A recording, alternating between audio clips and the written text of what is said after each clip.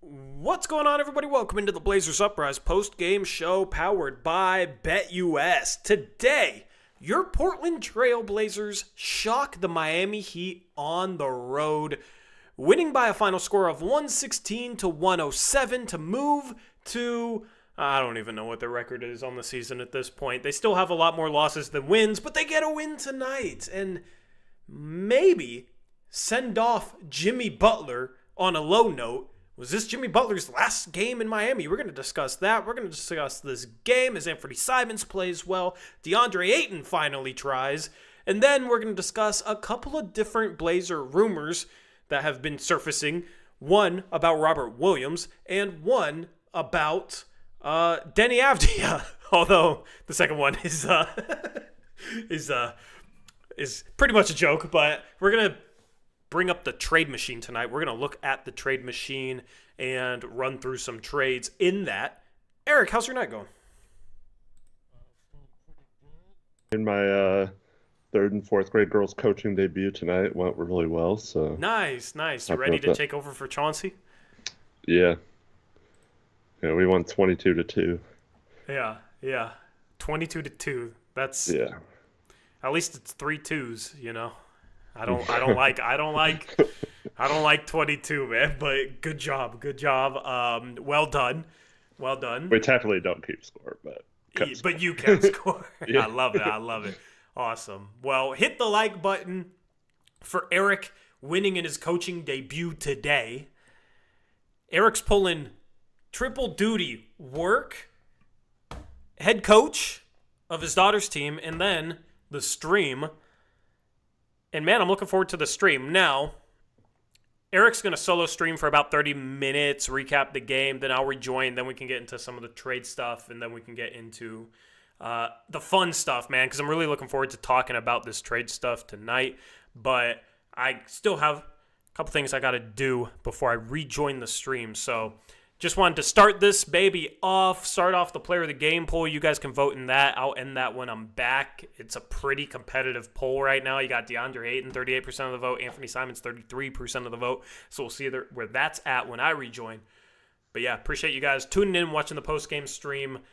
Even though we're a couple hours late, still love that you guys show up. Still love that you guys are with us. And trade season is basically underway, as you had a Suns trade that we'll talk about later that is one of those trades that makes me nerd out as the CBA nerd that I am. So lots of fun stuff. Really looking forward to it. And with that being said, I will be reappearing later.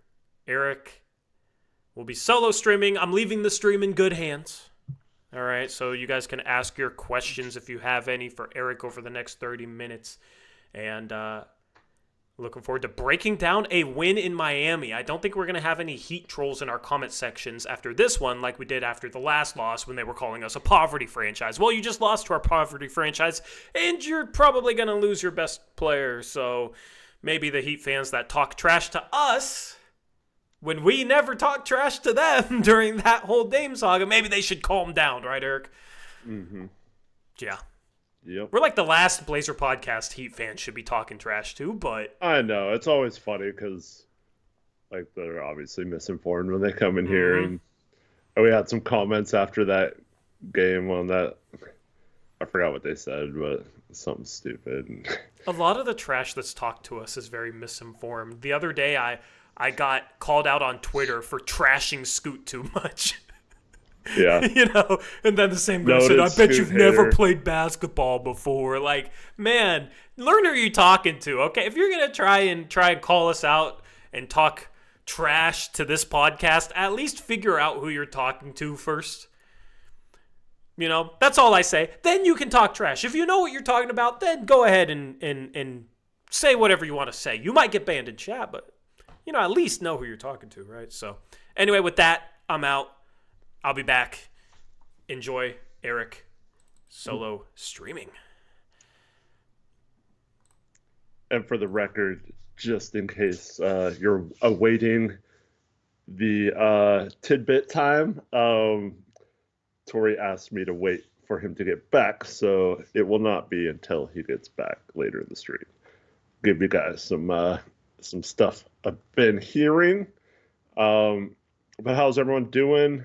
Thank you for joining us late tonight. Tori forgot to mute his mic. You could hear him walking around.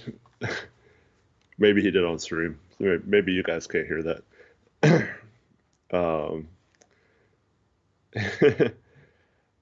This game, Blazers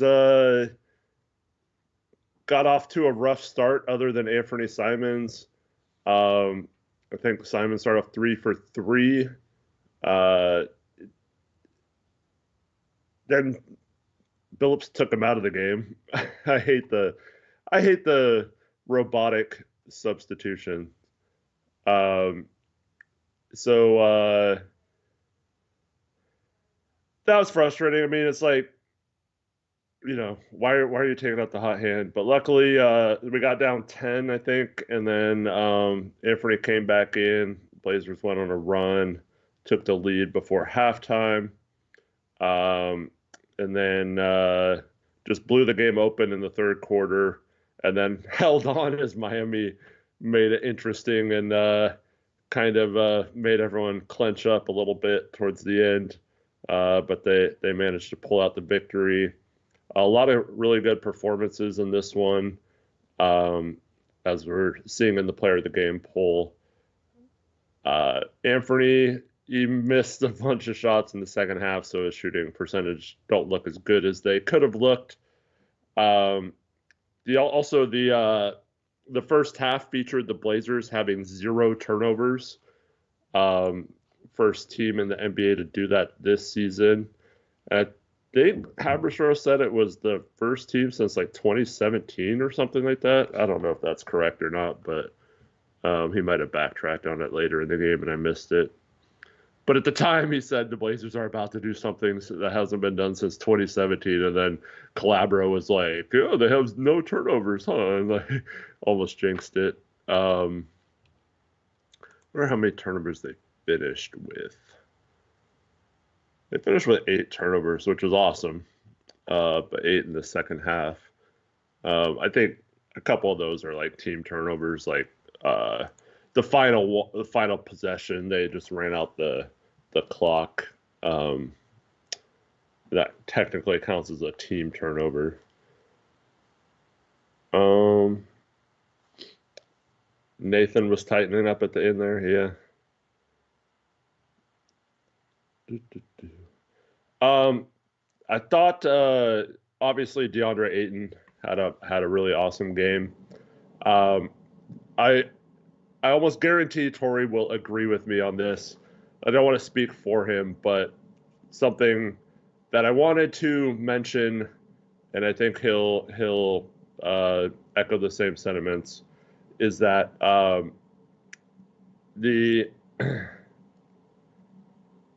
the box score says 6 turnovers, Trevin. That's why you got to look at team stats, not the box score stats.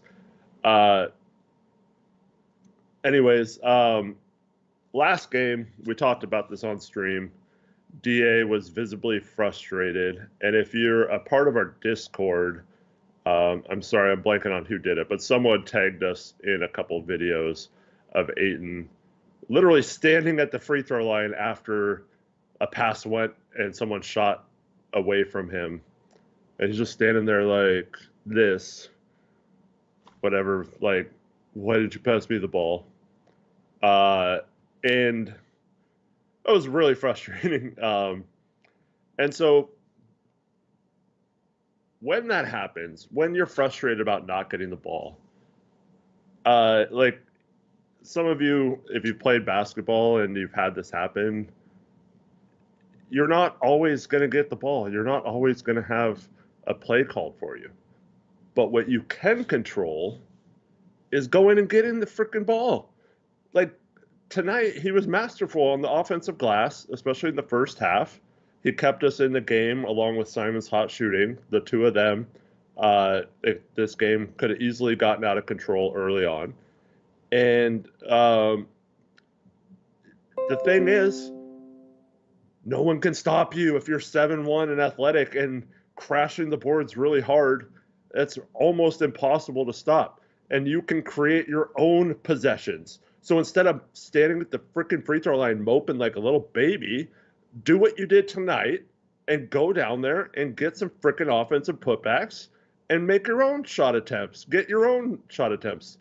But like, it shouldn't be on your teammates to have that. Like, this should be how you play all the time because you can control that. You can control how aggressive you are. You can control how many offensive rebounds you get most nights. Like, that's something that's just desire and want and the right mentality.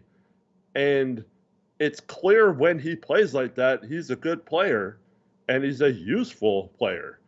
But you can't control if someone drives and sees an open shooter in the corner and passes to him instead of you.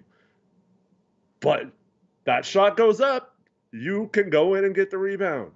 And it really bothers me when someone like last game doesn't realize that. And that must have been, like, I don't know if they watched film on the flight with him or something, but that must have been hammered home. Like, dude, look at how many of these boards you could have gotten if you just didn't, like, stand around the free throw line and be a baby.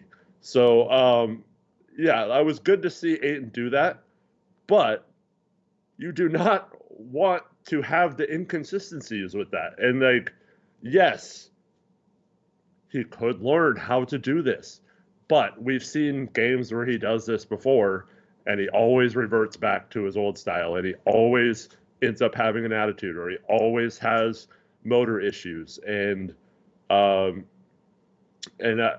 I would, if I was Coach Chauncey here, I would be really frustrated because, you know, he's got the whole dominating stuff, and it's like he plays games like he did tonight, and it makes it even more frustrating when when he has bad games because you know he has it in him to be dominant and be dominating and live up to his self-glossed nickname. But yeah, it's frustrating, man. But hats off to him tonight. He was fantastic. Had some good defensive possessions as well. Was a monster on the glass. And yeah, I thought, like I said, along with Simons, he really kept us in the game. And Scoot tonight, thought he was okay. 8 assists is good. Obviously, when you don't turn the ball over in the first half, no one really had any turnovers. Scoot finished the game with 2 turnovers. Only took 8 shots in this one. Was 2 for 5 from 3, so continues his good 3-point shooting with 40% there. Only got to the line twice, made 1 of 2. But, you know, I thought at times tonight he was kind of a non-factor, but didn't force stuff. I thought he did a good job of giving Anfernee the ball when he was hot. And that's what I like to see because, like, Anfernee's done that with him a few games when Anfernee was struggling and Scoot was shooting well. So I like that they're letting each other be themselves. And I don't think it was like a bad game for Scoot at all. Like he just didn't do a whole lot. But I mean, when Anfernee takes 20 shots, DeAndre takes 14, 14 for Grant, 11 for Avdija, and then 9 each for Sharp and Banton. I mean, Scoot's not always going to get like a huge scoring output game. And I've talked about that a lot in the past where I don't necessarily need Scoot to be like a 20-point per game scorer. I'm much more concerned with how he runs the offense and limits his turnovers and makes the right reads. And, you know, there's games where he's going to have to take over and score, but this obviously was not one of them. And so I don't think there's anything wrong with just being a distributor and letting the game flow, just kind of playing within that. So I, yeah, you can argue like Chris S says, I'd rather he got Banton shots. Yeah, I mean, we could argue this all day. We all know that there's a few players on this team that for some of these players' developments or or long-term core success, we obviously need to move a few people and put certain players like Scoot more in the driver's seat when it comes to these opportunities.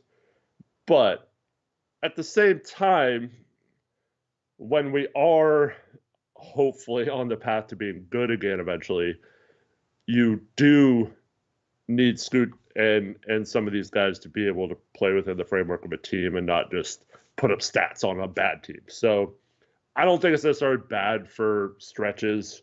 And I think it's good that Scoot can have what I mean, Tori always says, like, well, this is good if this is a bad game for Scoot. And I wouldn't even say this is a bad game for Scoot. This is just like Scoot was like decent. Like he was decent. And that's coming off the stretch. I mean, people are expecting, or not everyone, but like some people, a lot of the haters are expecting a drastic fall off or like this hot streak to end soon. And I mean, he shot the ball well. He was efficient, and he dished out 8 assists. So I I think it's a positive that he had a game like tonight. And 11 and 8 is fine. Like that's good. We have a lot of guys who could score and distribute the ball and stuff on this team. So you don't need to necessarily put up 39 points all the time. Let's see who else. Denny is interesting. He had a really good game, just like counting stats wise. 16 points, 10 rebounds, 5 assists, 2 steals, only 1 turnover. 5-11 from the field, but 1 of 6 from 3 and 5 of 10 from the free throw line. That's pretty rough. If they would have lost this game or let the Heat come all the way back, I think some of those free throw shots would have came back to haunt him a little bit. But he's gonna have he's not the greatest shooter either, so he's gonna have some rough night shooting. But he was good from 2 and played as usual, good defense. So I mean, yeah, pink differences. Avdija played great, but he didn't hit threes in the free throws. Yeah, I mean, like you said, imagine what would have happened tonight if he hit some of his threes and his free throws. Like we're talking about, 25 and 10. That's a great performance from Denny outside of some of those missed shots. But getting to the line 10 times, man, you'll take that. And he's been getting the line a lot. Scoots had some good games getting the line. Anfernee obviously has not. But yeah, we have a couple of guys, Anfernee and DeAndre, that don't get to the line hardly at all. And then we have Scoot and Grant can get to the line sometimes. I don't know how many free throws he shot tonight. He got the line 6 times, pretty good. He can get to the line sometimes, but we have 2 very poor free throw line foul baiters, free throw merchants, and then we have a couple of guys who are on the come up there. So, but yeah, I mean, we win last game. You could say, oh, we were playing. Who did we play? Oh, the Bulls. I was at the game. How did I forget that? Yeah, you could say you were playing the Bulls, who is not a good team. They didn't shoot the ball particularly well. But tonight, you go in Miami. I know they're now a 500 team and they have issues. Didn't have Hero tonight, but Butler and Bam played. It's a tough place to go in and play a lot of years. The Blazers, I think, have lost like 7 of 8 or something against the Heat, including their last 3. So it was good to go in there and get a win. And yeah, Denny being back, as Tori points out in chat, it's crazy the difference. And no Tamani tonight, which could have been bad for us, but Denny just controls like so much of the game, and he's he's just such a physical presence out there. And it's been a while since the Blazers had a guy who was like that physical, both driving the ball and with defensive pressure and stuff. And as Fun P says, he attacks, and the Blazers just need that relentless attacker. And I know his nickname's Turbo, but like I think he fools people with how quick he gets by him because there was a couple plays tonight where he's just dribbling and the defender's like right in front of him, and then somehow Denny's like turning the corner on him, and it's like how does the defender not stay in front of him? But like I don't know, he's just like deceptive. I think people let up because he doesn't seem like he'd be super fast, but it's been a huge difference having Denny in there, and yeah, we'll talk about the trade. I don't even want to call it a rumor because it was just some Twitter account with like 5,000 followers or something talking about it. But yeah, can't wait for Tori to get back later so we can talk about some of those rumors. And for those that didn't hear, I did hear a few tidbits. I'm not going to call them bombs or anything, but like gotta share a couple of things as well later on, but Tori wants to be a part of that. So, and I didn't even tell Tori, so he's gonna hear along with you.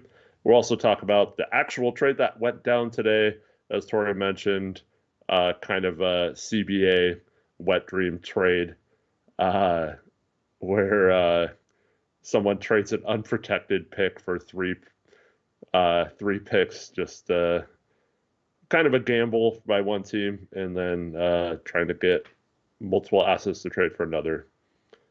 Um, yeah, I thought Denny was good despite the bad shooting splits on the 3-point line and free throw line.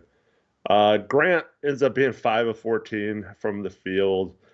3 for 8 from three is okay. 5 of 6 from free throw.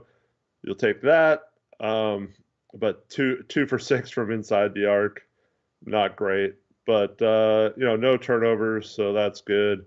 He had 2 whole rebounds. That's good for him.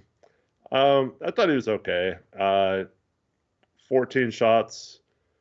Like people mentioned in chat, hopefully after the trade deadline, we have a little bit better shot distribution to the guys who are going to be here a little longer. But I mean, it's just going to be how it is until some of these guys are off the team. So for now, Grant's going to get a lot of shot attempts, and also Tamani not being there. Still waiting to see what happens now that Anfernee, who sat out last game, is back. Scoot's been in the starting lineup and playing well. How does Chauncey decide who starts moving forward once Tamani comes back? Is he going to send Scoot back to the bench? Is he going to take Anfernee to the bench? Is he going to put Denny back on the bench? Does he have the guts to move Jerami to the bench? I don't know. We have 16 days till the trade deadline, so hopefully at some point that problem is solved on its own, and we have a clear starting 5 the rest of the season without any sort of tinkering or whatever. But for now, Chauncey only played 9 guys tonight. Jabari played 6 minutes, which is the lowest. So it was really only 8 guys that played significant minutes. I don't know how. I don't really like getting away with that or trying to get away with that. Denny played 39. You still have. You're in the middle of. Right in the middle. This is the 3rd game of 5 and 7 days. You have 1 day off now after a long trip yesterday, and then you play a back-to-back Thursday and Friday. So I don't like the heavy minutes, but can't argue with getting the win tonight. I think they're clearly only playing Robert Williams spot minutes here and there to try and show that he's healthy and can play. We'll also talk about the Robert Williams rumor later as well. Then Sharp came in off the bench, played 28 minutes. You'd like that number to be around 30 or higher, or in the low 30s. But he was 4 for 9 from the field, 2 for 6 from 3. Had 4 assists, 5 rebounds.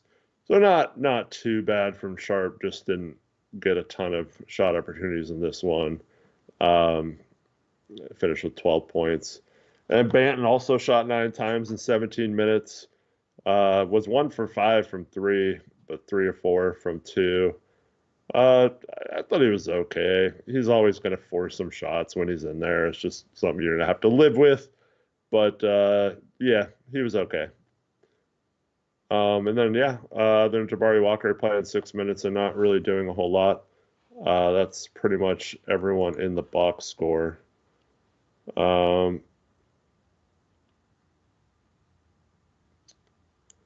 Let's see. All right, so I'll leave it up to you guys. What do you want to talk about? Taylor says Sharp settles for the 3-way too often for someone who doesn't shoot it well. Yeah, I agree with that. Yeah, I think one of two things need to change. They need to either, or Sharp needs to either shoot better from 3 and hit more of them consistently, or he needs to not take as many, especially the step back or sidestep ones, or ones with like a defender out on him. So yeah,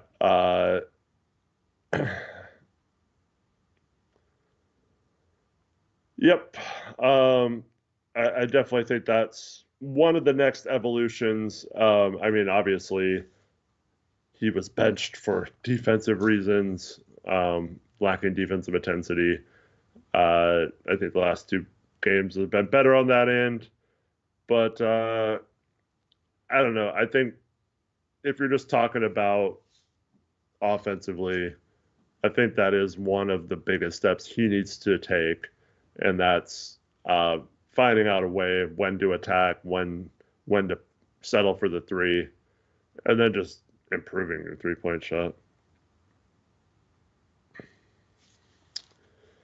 Adam Smith says we want to see Sharp shooting confidently and with rhythm, but not settling. Yeah, I agree with that. Catch and shoot 3s are good. I'd almost say, I mean, you can, if he's running pick and roll and shooting, if they go under the pick or get held up on the pick and the other big is dropping or whatever, just like Tori talks about with Scoot, I think it's fine to just keep shooting that because you need the rep shooting those shots in game. But yeah, if you just stop taking contested or step back 3s and shoot only like catch and shoot ones and ones where you come off the dribble open, I think that would be beneficial to him right now.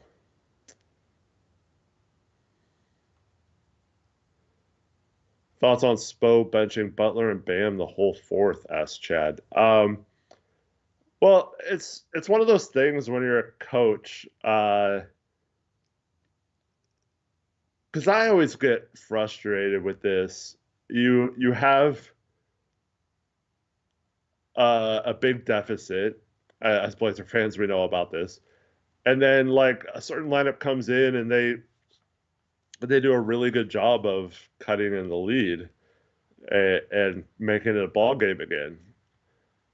And then you're left to debate whether to then put your main guys back in or just roll with the lineup that got you back in the game and cut 20 points off a 27-point deficit. Or how close did they actually get? I forget like at what point how close it was, but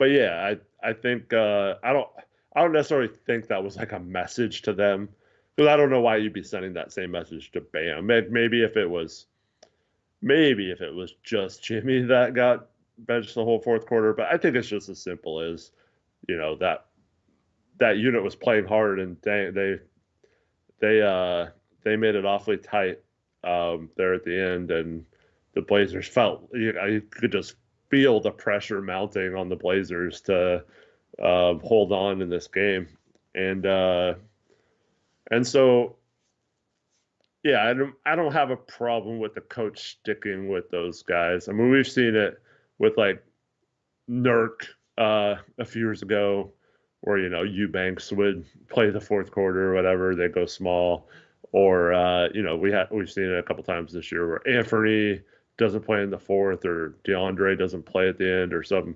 Like I think that's fine. So yeah, I don't have a problem with it, but you wonder, once they did cut into that lead, if they did bring their starters back in, would they have been able to continue it, or was it just too tough to overcome a 27-point lead?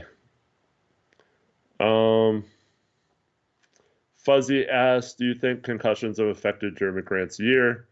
He just isn't scoring like in years past. Seems to have fallen back into a role. Maybe that's it. Well, so once again, I'm going to do my disclaimer. You don't have to believe anything I say. I don't care. I'm not trying to say like you have to believe me. I'm right or whatever. But I did tell everyone before the season started that allegedly Jerami Grant did not play much basketball this season, and I know he showed up at the Rico Hines runs a couple weeks before training camp, but like I heard that was pretty much all he had done. Basically took this most of the summer off of playing basketball, and um, I heard he was not in the greatest basketball shape coming into this year. There was also some I don't know what the right word is. There was some issues with whether he was going to be joining the team. I think he was going to be traded, but he also didn't care if he was traded or not. And I think I just think it was a case where he didn't do much. Now you can fast forward to him. I think he's had a couple of those this year. I don't know if the first one was a concussion necessarily, but I think he's gotten hit in the head a couple times, and this last one definitely appears to be a concussion. Um, so yeah, I mean he's had a lot of them, so that could definitely mess him up. But I also think it's more so just like he doesn't know if he's going to be here in a few weeks, and that's pretty much been the case all season. He's expecting to get moved, but he's also fine if he doesn't get moved. So I think like if he's still on the team post trade deadline and he plays, I think you'll see him maybe play a little bit more relaxed or whatever. But he's just such a chill guy, and this is nothing like bad about him. Like his personality is fine, but like that also leads to being kind of indifferent on the court. And when you kind of don't care or whatever, like it's very easy to then not be 100% focused when you're playing as well. Um, so, uh, yeah.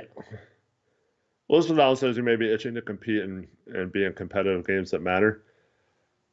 I would say that like for most people, but I don't know if he necessarily cares. I mean, this is a guy who turned down the same exact contract from Denver when they were on the come up for to go to Detroit and be the guy on a really bad team for a while. So like once again, I'm not saying anything bad about him. I'm just saying like I don't know if he is the type that really needs to be on a competitive team that matters. Like I don't know if he cares. I think he's fine still being on this team. And I think he's fine if he gets traded. I just think it's indifference.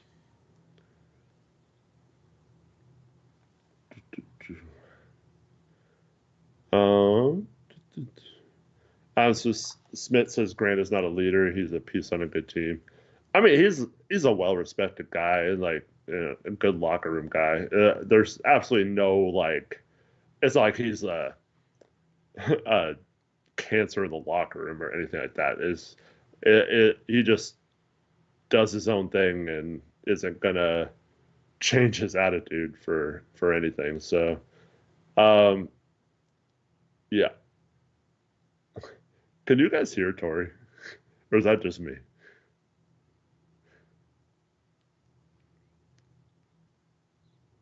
I'm curious if he just left Skype the Skype call. Oh, okay, dang, that's probably a good thing though. Andrew says who's Tori. Um, yeah. So, what did you guys think of the game?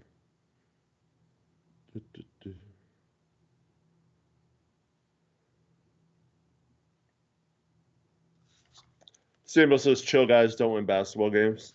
Yeah, I mean you could say that. I think it's fine if you're like if Jeremy gets traded to a contender and he's like they're like let's just say for example he got traded to like the Minnesota Timberwolves or something like uh he's not the guy on that team and I think it's fine to have that chill guy. There's like a calm dude like as your third or fourth option, but I don't think you want him to be like your top guy. Obviously, definitely need more of that.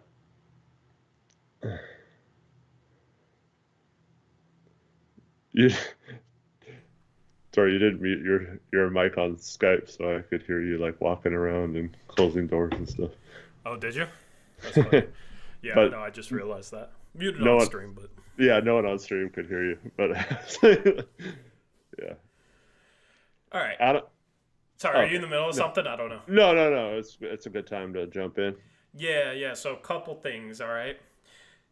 Couple like random things based on what you've talked about in this stream. So, I'm tired of like people give this excuse for players like, oh, they're tired of being on a tanking team. Like they just want to compete.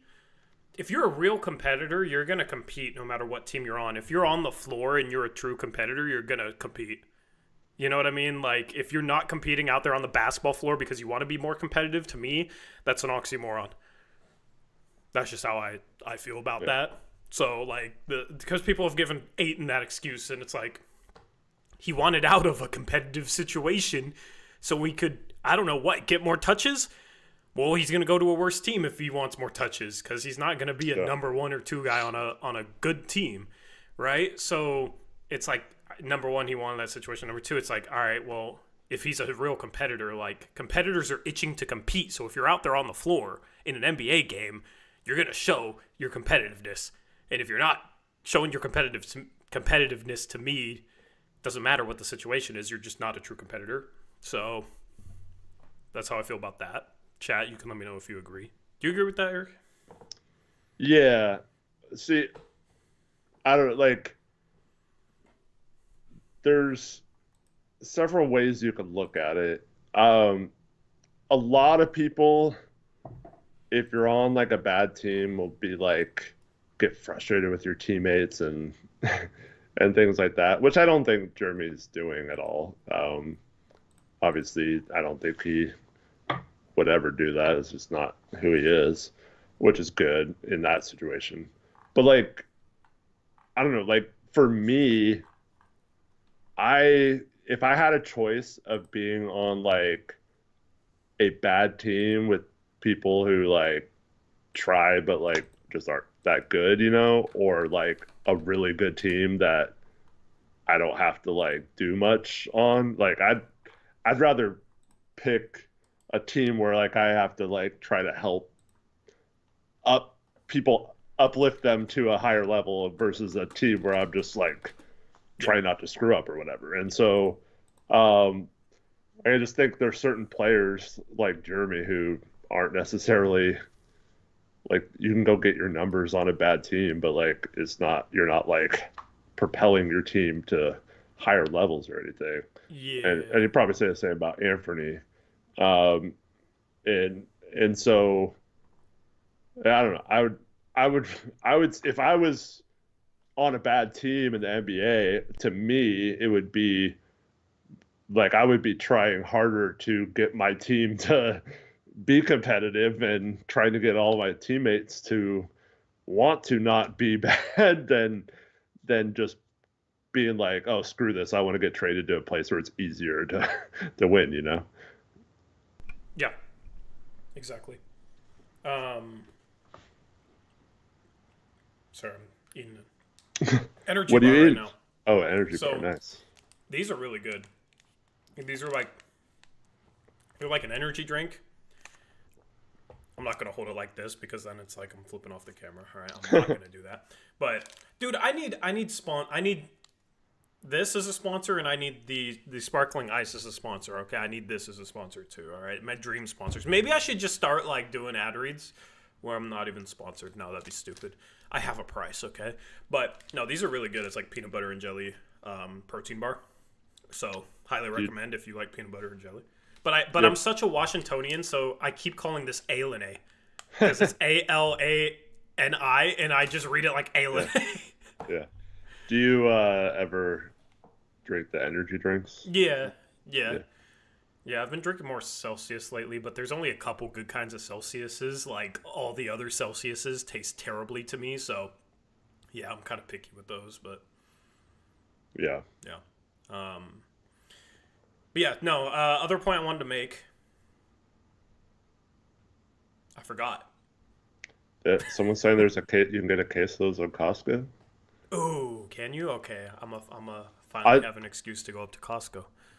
I saw I think it was all the flavors, but they had a huge pack of the sparkling ice Starburst I at, yeah, my girlfriend got one of those for me because at Costco. she'll just I'll come home. I came home recently and there was just like more of these in the fridge because she knows Nice. me so well and I'm addicted to these. So Oh, yeah. So very very solid. I also she was at the same game you were at and I was like, if you saw Eric, would you say anything?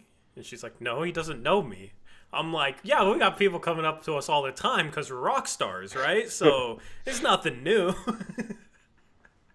yeah. But yeah, I No, was like, that no, would've been cool. you gotta say something. You gotta say Yeah. something. So I don't know. I'm like, I mean, this you're girl like checking you're me out. 6. Yeah. I might have to fight And your then she's like, big oh, ass. I'm You're Tori's 6'7".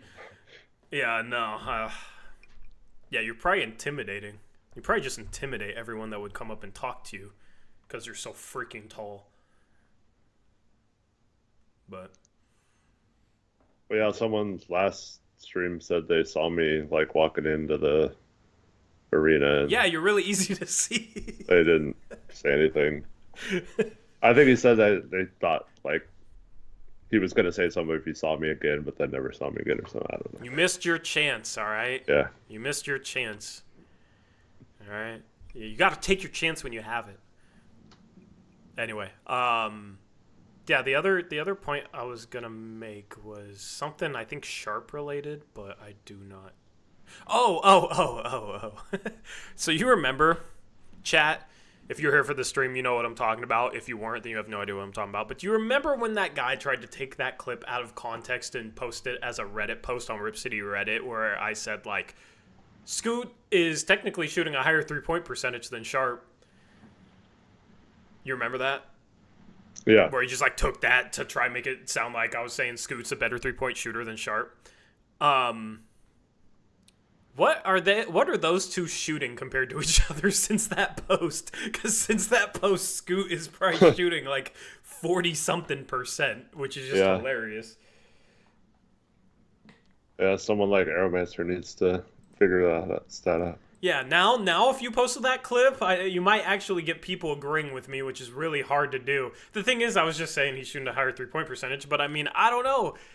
is Sharp still a better 3-point shooter than Scoot? Like, because he's not percentage-wise, but Scoot gets more open threes, so it just comes down to which do you value more. But I just thought that was a funny thing to note here. Arrow says, what do I got to do? Whatever that post was on Reddit talking about Scoot versus Sharp shooting, what is their shooting percentage since that day? Well, and we'll see in about 30 minutes. Yeah, because I'm curious. Elizabeth Allen, that makes me feel better because I have thousands of haters on there. All right, I don't really have much to say on the game. I actually agreed with a lot of your points. You were cooking. I was proud watching it while I was eating my dinner. I had rice and chicken and broccoli. Yeah. Yeah.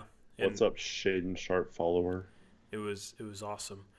Long-time lurker, third-time chatter. Well, thank you for showing up and chatting.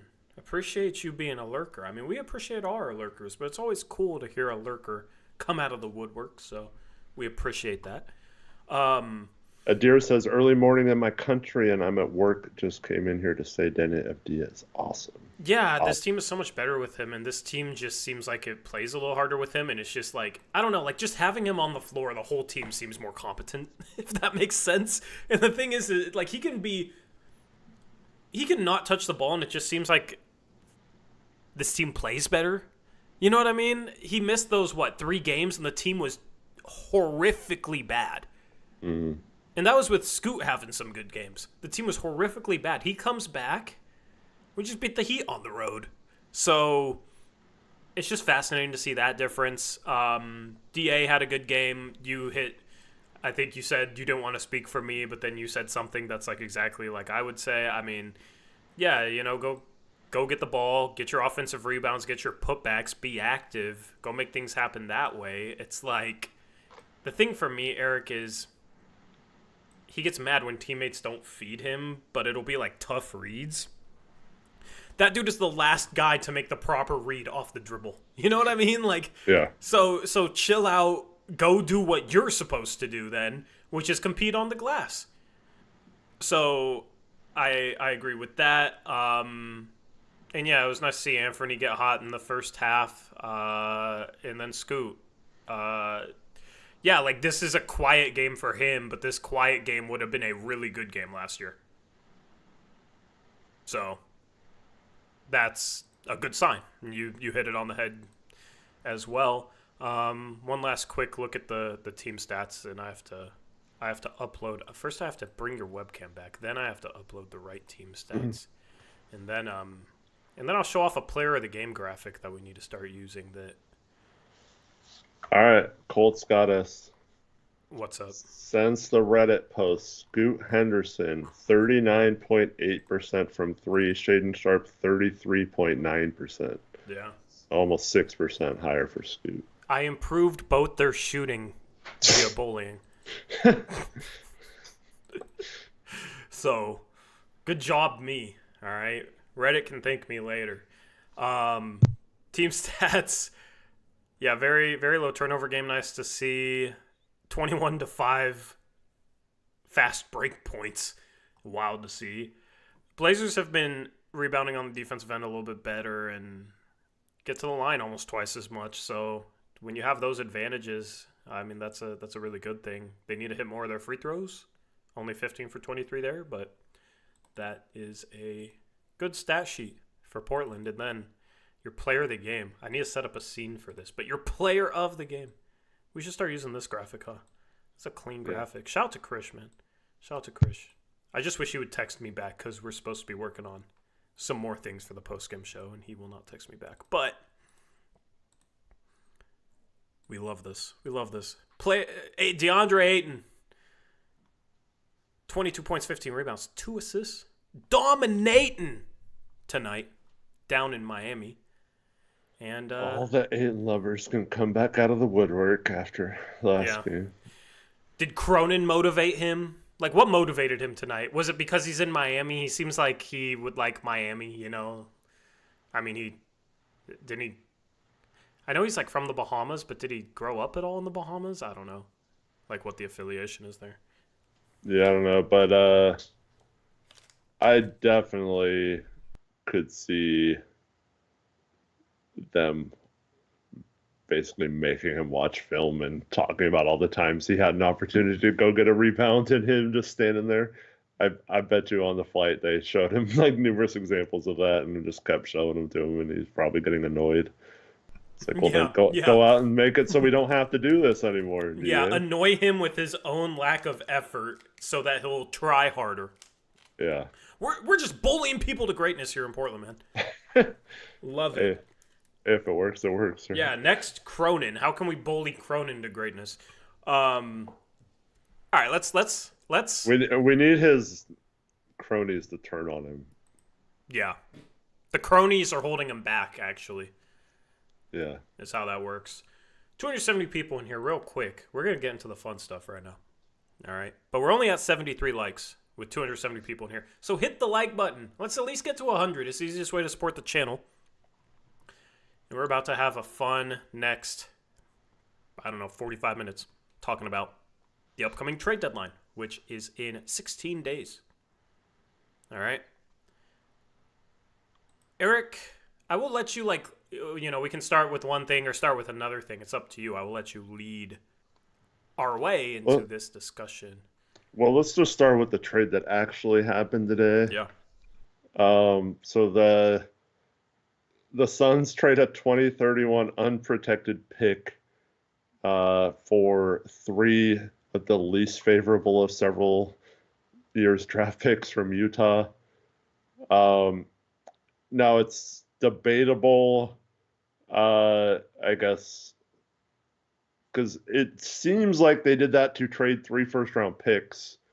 Eric Pincus, who's like a CBA guy, said that they might still only be able to trade 2, but There's only 2. Yeah. Of their own. They could trade the 3 picks they got back, of course, but you don't trade the 2031 first to get back 3 worse firsts to trade those 3 worst firsts. You know what I mean? Well, you do if it's in different trades. Like maybe Yeah. they need 1 first to get rid of Nurk, but didn't want to give up an unprotected first, and then they'd still have 2 to attach Possibly. to someone else. So, Possibly. But I think the more intriguing part about this is before they only had their first round picks in 2026, 2028, 2030, and 2031. And 2031 is the last year that you can trade a pick, right? Yeah. You have to have a pick 1 out of every 2 years. So because they only had 2026, 2028, and 2030, they couldn't trade any of those picks because if they trade 28, then they wouldn't have a pick 2027, 2028, 2029. If they trade 2030, they wouldn't have a pick in 2028 and 2029, right? That violates the Stepien rule. But they could trade 2031 because they have a pick in 2030, and then starting next offseason, it'll open up 2032 first-round picks, so they'll have that as well. So they can trade their 2031 first-round pick. That's why there was a bunch of talk about what they were going to do with that. But now they got basically the 3 picks they got back were the least favorable of 2 or 3 teams, right? So that year they'll get the worst out of 2 or 3 first round picks. So all the picks they got back are likely going to be in the 20s. That's why Utah did this deal, because Utah's trading picks that are likely going to be late, right? And they have the better version. Yeah, and they have the better version. So even if they're not late, that means that Utah's going to have a lot of good picks anyway. And they get the upside of potentially the number 1 pick from the Phoenix Suns in 2031, which I like that a lot for Utah. I think that's creative. For Phoenix, the 3 picks they got back that are likely to be in the 20s that aren't good first-round picks, they're still guaranteed first-round picks that they'll have. Yeah. And they're in 2025, 2027, and 2029, which were the years that they traded away their own first-round pick. So now, since they basically have a pick every other year, and 1 year it's a really bad first, and then 1 year it's their own pick. 1 year it's a really bad first, 1 year it's their own pick. They can trade away their 2026 and 2028 first-round picks. For the record, though, I think those are involved in swaps, so they're the least favorable of theirs and another teams too. So it's not necessarily good ones, but they can trade them. Yes. Well, I thought one of them wasn't a swap. I thought pretty much all of them were swaps. I'm not sure. I don't know either. But yeah. I'll look it up. So this goes back to me, and I saw.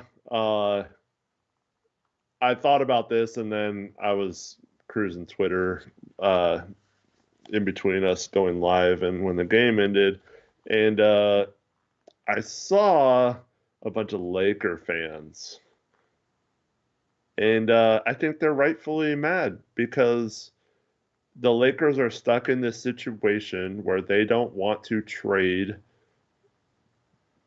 both of the first round picks they have unless they're getting a star, but they're afraid to make any like decent moves. The Dorian Finney-Smith move was a good move for only giving up seconds, but they need like another couple players better than Dorian Finney-Smith, and they're afraid to give up their first in those trades.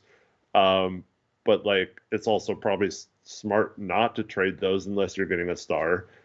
But now it's like, well, how come these other GMs are being creative with what they do? I forgot what the other, wasn't there another trade recently that was really creative to free up some space or something? I don't remember. You're thinking of Detroit. Yeah, Detroit. Yeah, Detroit did something like that. But like, so it's like, well, if other teams are using all these creative things, and that's why you need people who, it's not really scamming the system, but like find ways around being stuck in situations. And a team like the Suns who are absolutely stuck. They basically have one pick they can trade for any sort of asset, and they just then make it so, like I said, they can attach a first. Like now maybe the Hornets or somebody like that would accept taking on Nurkic's contract because they get a first, even if it's a crappy first, and then you didn't give up an unprotected 2031 to do that. You still have other picks you can use in trades. So I think the pressure is on other GMs now to creatively find ways to use cap space, to use picks, to get more picks, to get more cap space or apron space or whatever to do this. And I think you're going to see a situation where it's not going to work for every team. Like the Suns probably aren't going to make a good enough move to get out of the kind of situation they're stuck in. I mean, maybe if they got Jimmy Butler, you could argue that short term that's a good move for them. But like, it's just going to come down to, as a GM or as like an organization, how smart is your GM?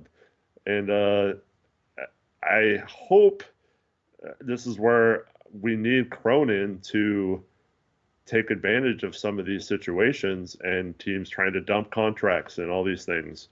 And like it came out today, there was a few teams interested in Pat Connaughton because they're looking at getting an asset for taking on his contract, and that allows Milwaukee to make a different trade too. And so I want to be able to take advantage of some of these situations. I don't have a lot of faith that Cronin has the creativity, but if you're an owner, you got to start questioning your GM if they're not coming up with creative ways to make transactions and stuff like that. Yeah. So I did look back. Yeah, it is like bad swaps in 2026, 2028. So that logic kind of actually doesn't apply. Unfortunately, I had not had a time to sit down and check. I didn't realize they completely diluted their picks those years too. But yeah, basically it's like, I don't know. Let's say you only had okay. I always bring up cars, but it doesn't really apply to $100 bill. But let's just say there's like a piece of furniture on Facebook Marketplace, all right? And you have a $100 bill, and the piece of furniture is worth $40. But the person with the piece of furniture doesn't have any change, right? So do you pay $100 for that 40 piece of furniture because that's all you have? No, you go out there and you find, 5 20s so that you can have $60 left over. That's essentially what the Phoenix Suns did, right? Yeah.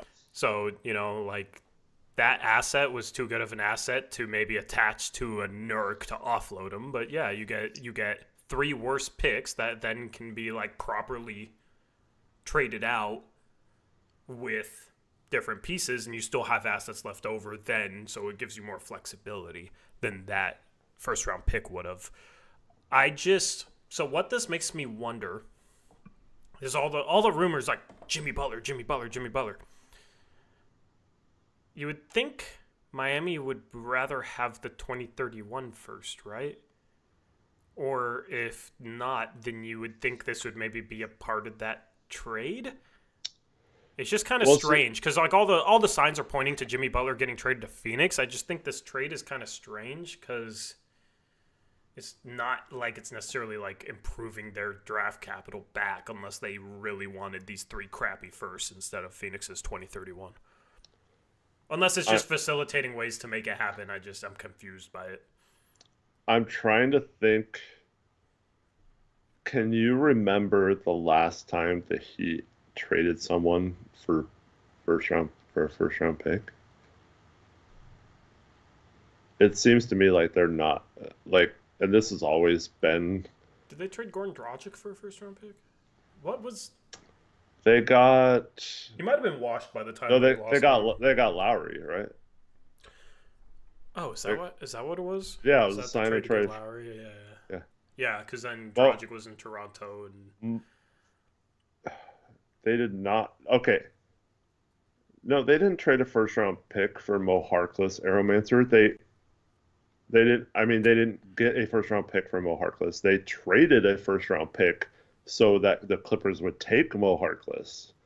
I'm asking when they actually acquired back a first round pick. On capital. Because, well, like they always. So they're a team, and this is the same thing I've heard this year with the Jimmy Butler trade, is that they are looking for players back to win now. They are not interested in rebuilding at all. Pat Riley has never been interested in trading good players for assets. Like, he wants good players back. And so I keep hearing that they are looking in a Jimmy Butler trade, not for draft capital. They're looking for actual players. So maybe there's, like, if Beal has to go to another team, which we're hearing that the Bucks for some reason are possibly interested in Beal.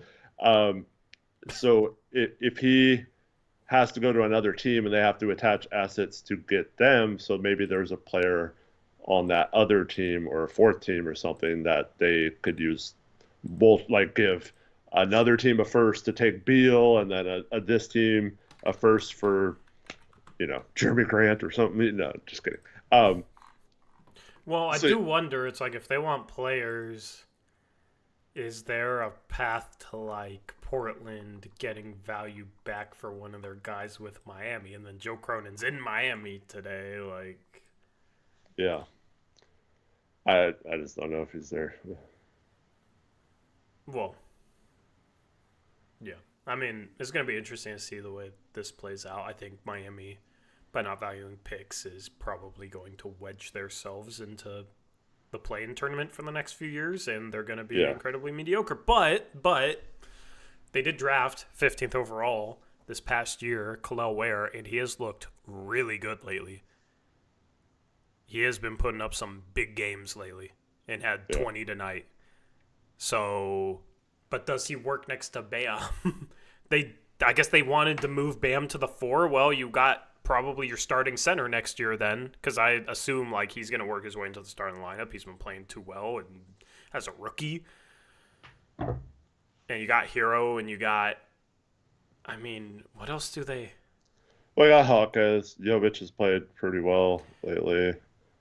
Yeah, but I mean, those are just role guys. Like you're the thing is like in that situation, you're missing your star. You're trading away Jimmy, so it's like, all right, if you get more like if you get like number 3s and number 4s, man, I just don't think that's good enough to contend at all. Yes, logical people think that way, but to someone like Pat Riley and the Heat, they think, Jimmy's been out of the lineup the last couple of years. He hasn't even played that much, and he's not happy now. So if you get a couple of decent players in here, and they're like a 500 team basically without Jimmy, like they think they could be maybe even better by trading him and just putting, like Scott says, Middleton would fit well in Miami. I don't know if that's the type of player they would go after, but like I think they think if they traded um like Butler for Middleton and Portis or something, that they would be maybe better than they are with Butler right now, and that's just how Pat Riley's always thought. That's just dumb. I know, but like, I mean, That's just dumb. I mean, they are rarely really bad, and they always seem to find ways to remain competitive. But I don't Yeah, know. I'm starting to feel like they hit a home run on the Khalil Ware pick, Yeah, so that makes it maybe easier because I don't know, like he might be the guy taken outside of the lottery in this draft that ends up being an all-star. You know, there's always those types of players. He's played really well, and that team sure knows how to develop players. So watch out for him because he was always talented. At Oregon, at Indiana, he was always talented. The question was like his motor, and then like, okay, can he actually make threes at the NBA level and that sort of stuff? But he moves well, and he's freaking big. So and they obviously made a huge mistake trading a first for Terry Rozier last year. yeah, But those are the kind of moves they make, Tori.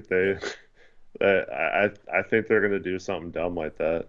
I mean, I would love if it was like Jerami Grant and Robert Williams are the pieces they want back or something like that. But yeah. But with Khalil Ware playing well, and you yeah, got Bam, like they probably don't want Rob Will. yeah, Yeah, I mean, your hope is like maybe they're intrigued by Grant, but Grant doesn't seem like a heat culture type of guy. I don't know. Just the lack of grit with him is, he's a chill guy, man. So I don't know there, but yeah, it'll be interesting to see what happens there. I want to move on to the conversation that everybody else wants to move on to, okay? Because I don't know. I don't know what this conversation is, all right, chat? No idea. Eric likes to keep me in the dark, just like you guys. So I don't know. I don't know what's about to happen, but I guess I figured I'd set the stage. So go ahead. All right. So, just a few things we talked. You asked me I don't know if it was last stream or 2 streams ago if I've heard anything. Where are my bombs? Yeah. Okay. So these aren't bombs, and Oh, let's just keep this kind of on the down low. 'Cause, yeah. Um, but so one thing I did hear was that the Blazers are not necessarily looking for picks. They're looking for more Denny type trades. shocker. Yeah. Yeah. And That's why I came up with the Cam Whitmore trade idea, by the way. yeah. And the current situation, and now take this with uh a grain of salt because I was told that this is expected to change between now and the deadline, but as of right now, there isn't a single player on their roster that they've been offered a first round pick for. So they've switched to like I said, keep in mind they think that'll change between now and the deadline. Oh, I'm like sure they do. there But there's some teams that are like could possibly do it. I think they're just waiting to see if something else comes up. But so like I said, that could change tomorrow. Like, a team could be like, okay, we're willing to get closer now. But yeah, so they're trying to use their guys, their trade assets to move them instead of getting a pick back, just trying to get some sort of player that fits better in their timeline, or I don't know who that player is. Who the hell would that even be?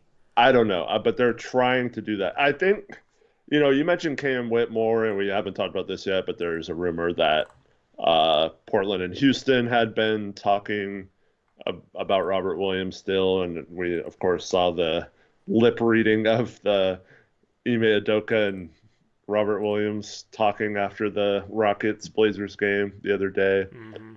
But yeah, and going back to last year, so, I mean, we talked about this on this show. The Blazers were offered basically the same trade that the Rockets ended up doing with the Grizzlies last year, and that was to get Steven Adams. They wanted a center. They didn't really care if he was hurt last year because they weren't going to make the playoffs, but they were looking for a center upgrade for this year. And Steven Adams has been fine, but I think they want more depth than just him and like a different type of player, which Robert Williams is. But like the Blazers, I think, could have gotten 3 seconds from Houston if they traded him, Robert Williams, last year. So when you hear that the market is only second-round picks for Robert Williams and stuff, which has been well reported out there, it's frustrating because if the Blazers end up trading him for that, like wasted your time. They could have just done that last year, but also they should we even trade him if we only get a couple seconds for him? Like I don't know if we should even move him. So I mean, if that's true, they should have freaking traded him after they got him. Right. But so I think what's happening is, so I don't know if Cam Whitmore is a target or not, but the Blazers do that along with maybe other things, and then they get to maybe you have to include a first to Houston, but like you use Robert Williams as part of the value, like I don't think they're going to give up 2 firsts like they did for Denny, but like if you could trade Robert Williams and a first for Cam Whitmore, like is that something you'd consider, Tori, or is that like? I would hope that it's the worst of the 2029 firsts, yeah. Right? So the Blazers, in case anybody, probably not very valuable. I don't know. Yeah, but I mean, here's the thing. You also hope that they value Jerami Grant positively at all, and you try and include him. Okay? Yeah. And it's basically something like, I'll put it up on the stream, okay? It's basically something like this. Okay, I'll take this down. It's basically you're hoping for something like this, okay? And that 2029 first is the least favorable between Milwaukee, Boston, and Portland. So likely a later first-round pick, in the 20s probably, hopefully. Or the third pick. Yeah, or the third. The thing is, if it is the third pick, that means the Blazers have the top. That means the Blazers have the number 1 pick. Yeah, because it's the worst of 3 teams. And Washington has number 2, and Washington, or no, Boston. Is that what you said? I didn't hear you. No. Washington would have the 2nd pick because we owe them. Oh the yeah. Pick. Yeah. You're right. Yeah. So this probably would disappoint a lot of Blazer fans, but like this is the type of trade that I could see the Blazers trying to do. Now, I don't know if the Rockets would value Jerami Grant at all. Here's the problem. I really do not think, and I've had this gut feeling for a while, man, and you saying this just kind of confirms it. I really don't think teams want Jerami Grant. I really don't think teams are looking at that contract thinking, yeah, this dude who's been straight up bad this year, who has very clear weaknesses and deficiencies in his game, who's on the other side of 30, making, and in the final couple years of his contract, making $34, $35, $36 million, whatever it is. I don't think teams are looking at that like, yeah, that's what we want. we're going to give up value so that we have that contract for that guy.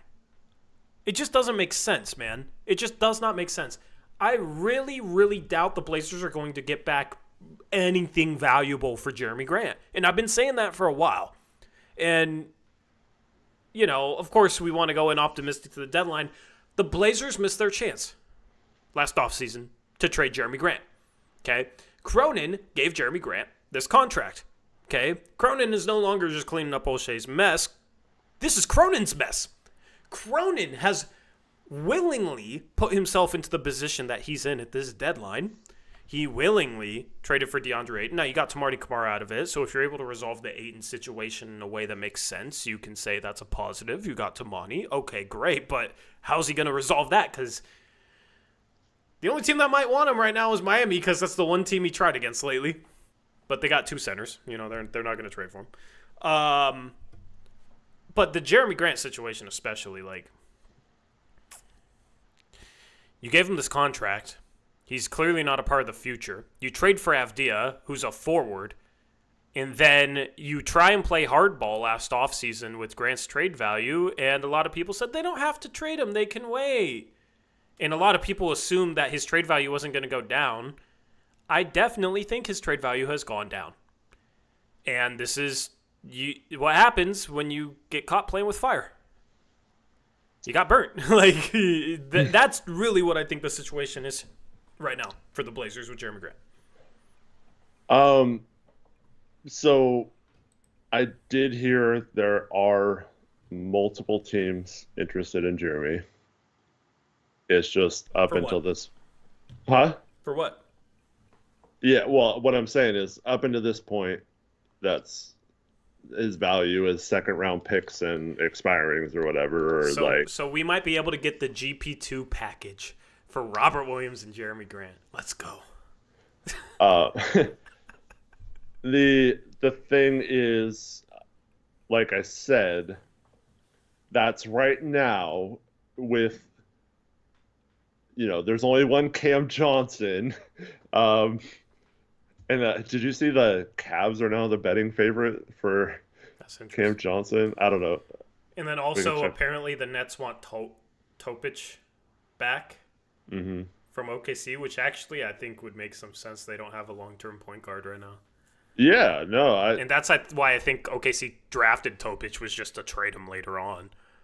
Yeah, I mean, if they only have to give up one first and him and, you know, they have some filler salary they could do. They basically don't trade a rotation player. Yeah. They have a ton of picks, and you just add Cam Johnson. Like, that's a huge win for OKC. I still feel like that's what's going to happen. Yeah, it's going to be Topic, a bad future first, and filler salary, yeah. I don't know how OKC hasn't already done that. Like, just do it.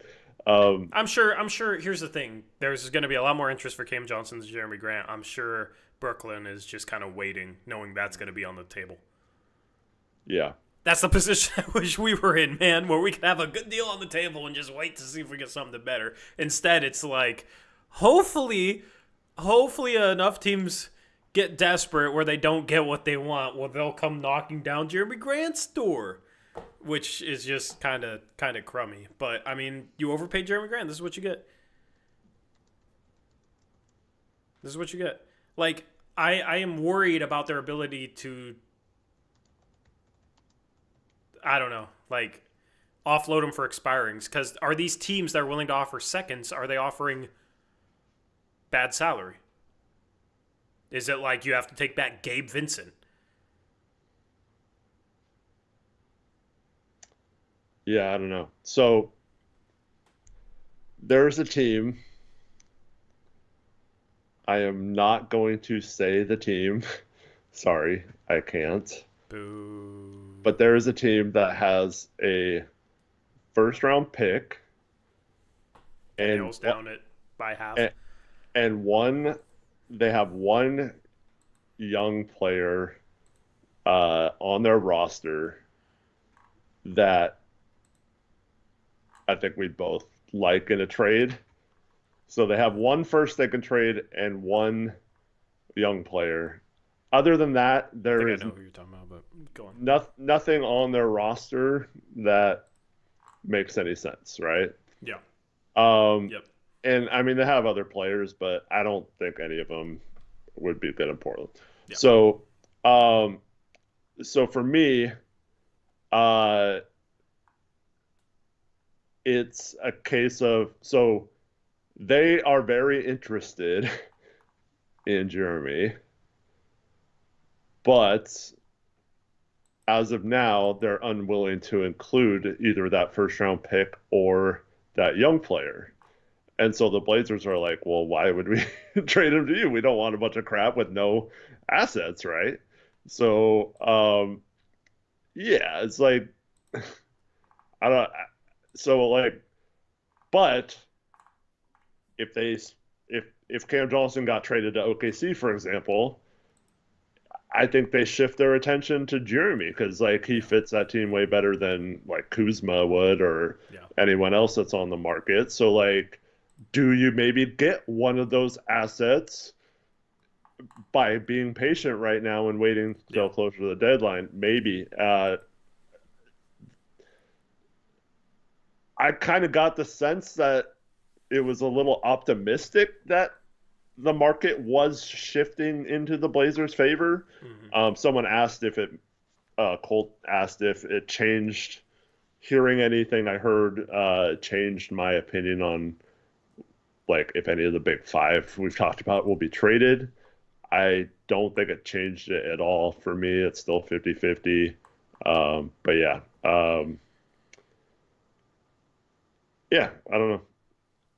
So, hypothetical other team, bad salary? I mean, I don't think they have much good salary Yeah. to trade, so that's kind of the problem. Okay. Uh, Okay. yeah, Yeah, I figured it out then. Okay. but like I don't think any player on their team like we want as part of our rotation Yeah. either. Yeah, Like there's two teams that I think could fit this bill. So, yeah. yeah. There's also a team that is very interested in Anfernee hmm. that I like. It's been 2 days. I'm still trying to figure out why this team would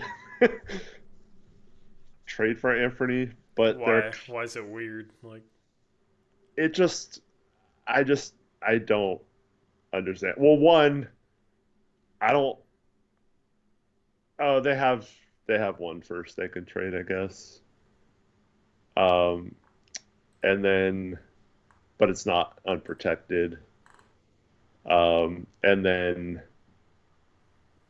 I don't know. They just drafted a point guard maybe, and they wouldn't be willing to include this person in a trade. So I don't understand why they would then want Anfernee on top of keeping their point guard. So like, yeah. yeah. See, like, Even though their starting point guard has been kind of bad, but yeah. I think I know what team this is too, and I like jumped to that team even before you said that.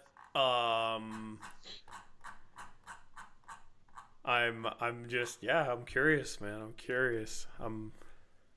So there.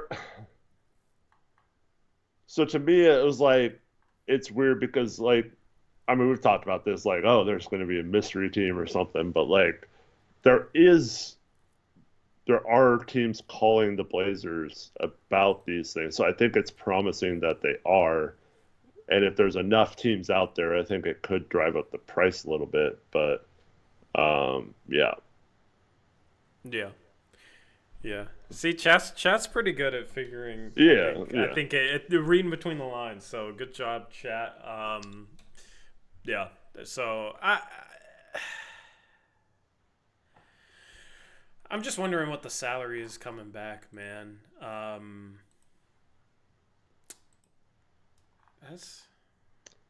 They don't have a first though, or do I don't know. All right, I'm not gonna get you in trouble by like making you spoil too much, but yeah, interesting.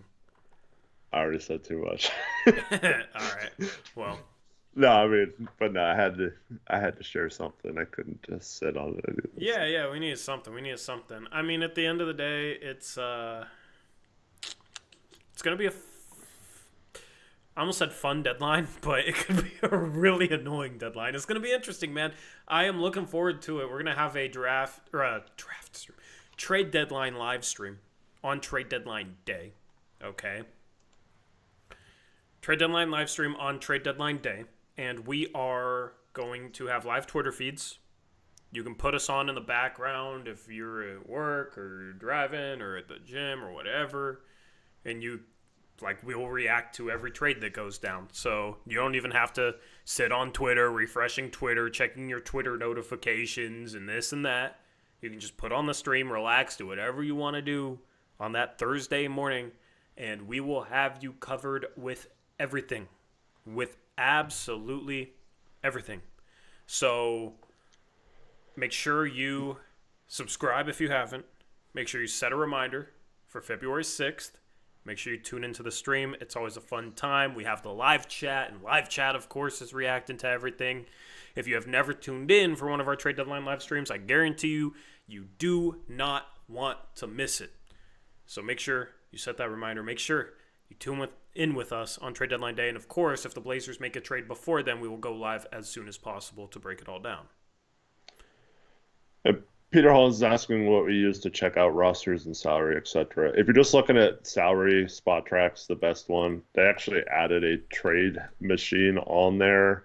I haven't used it enough to be. I don't know. It's a little tricky to use. So yeah. I think Fanspo is the easiest and best one to use. Fanspo.com. Up top under their tools, you can find the trade machine.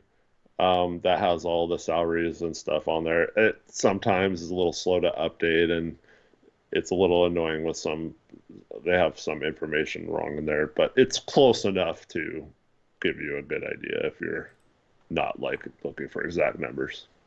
Yeah. I'm just looking through. I'm just looking through the trade machine, man. Spot Track is is the most accurate if you're just looking at team salaries and player contracts. It's by far the best site. If you're looking for a trade machine, like I said, I'm not as familiar with Spot Tracks. I don't use it that enough to know how easy it is to use or anything. But Fanspo is really easy. Yep. Andrew Bohm says, you get classic reactions from Tori and Eric on those trade deadline streams too. Absolutely. You guys know we don't hold back. You guys know we're not just going to give you some cookie cutter coverage. You guys know we're not just going to be monotone and mundane, right? If we see something we like, you'll know it. If we see something we hate, you'll know it. And yeah, that's why it's just a one-of-a-kind live stream. I look forward to it every single year. And just watching the chaos go down across the league is always fun as well. So make sure you tune in on February 6th. Hopefully, we should have 1,000 people at once viewing the stream. That's always the goal. It's always the goal. It's always cool to hit that number. But, yeah. You get moments like when I predict that we're going to get Kevin Knox, and then we get Kevin Knox 5 minutes later. That was a classic one for sure. For sure. Yeah, that was fun. But, all right, so we're going to pull up the trade machine. Let's just look at some trades. All right, Eric, if you have any ideas, I don't know I don't know how you want to do this given the conversation. But yeah, this is trade machine night. So we are going to pull up the trade machine. Let me get this up on the screen. Let me delete the teams. All right. Is there anything in particular you want to look at on the trade machine, Eric, on stream? I know you did a bigger trade with Grant, but do you want to see what just show what a Rob Will to Houston without Jerami trade looks like? Yeah, I mean, they're talking about what's his name? Jock being the guy back. He's got non-guaranteed salary. It's super simple. It can be Steven Adams, it can be Jeff Green, it can be Jock Landale, it can be Jay Sean Tate, and all those guys are expiring. I know it says 3 years for Jock Landale, but yeah, the last 2 years are non-guaranteed. So just any one of those 4 guys matches, because before getting Rob Will, they're $10 million under the tax, so they have room to do that, even if it's like they're taking back 12 mil for Rob Will and they're only trading out, say, Jeff Green, who's making 8 mil. Like, they could do that. Jock Landale, right? So let's do that. Jock Landale, Robert Williams. And so I had a tweet.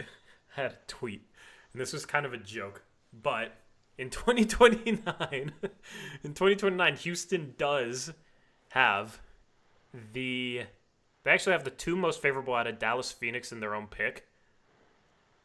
But basically, they have the most favorable out of Dallas, Phoenix, and Houston's pick. Portland has the most favorable out of Portland's, Boston's, and Milwaukee's pick.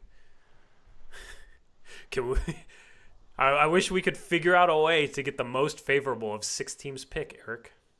And I suggested something which was basically, right, Portland has the right to swap the best of Boston, Milwaukee, and Portland, and the worst of Boston, Milwaukee, and Portland to Houston for the best of Dallas, Phoenix, and Houston if that pick is better, which is just like complicated and probably doesn't make sense to a lot of you. But I don't know, like if it's really just seconds, can you get creative with like a swap that might have a chance of paying off? Like I would like the right to swap Portland's 2029 first, that's the best of Boston, Milwaukee, and Portland, for Houston's 2029 first, that's the best of Dallas, Phoenix, or Houston, because basically Portland would just get the best pick out of those 6 teams.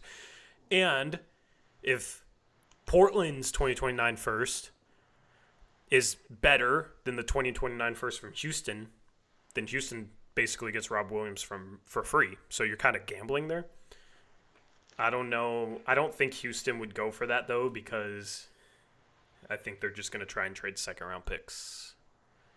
But if you can't outright get a first, is there a way you can get creative with a swap that might have a chance of paying off down the road? Is what I would be trying to do.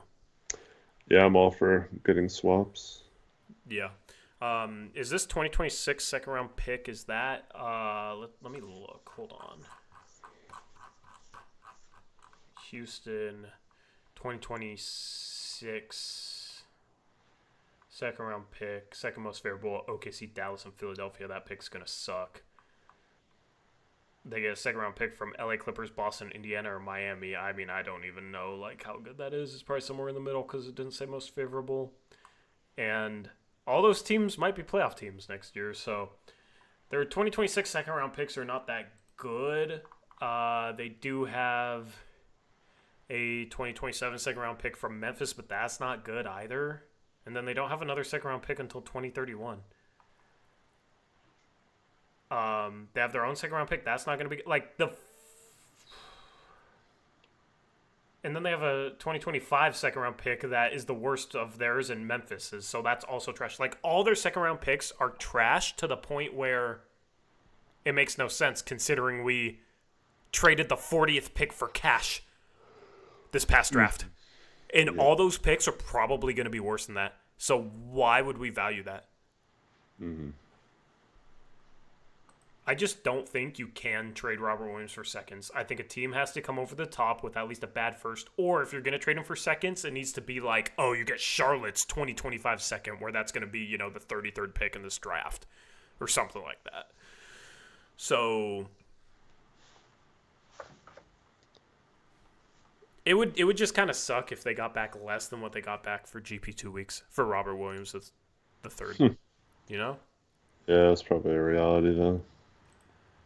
I mean, I just keep him then. Like if you can get off Ayton, you can keep Robert Williams, I guess, if that's really the going rate. I don't think you can turn down a first round pick. Any first round pick you can get for him, I think you trade him for. If you can't get a first round pick, then you really got to try and get rid of Ayton. And Rob Will can be your backup to Klingon next year. That's fine. But this is like super simple trade. Let's just say they do trade him for seconds, like 3 seconds or whatever it is. Boom, there you go. Trade works. So that's a super simple trade. Is there any hope regarding trading Ayton?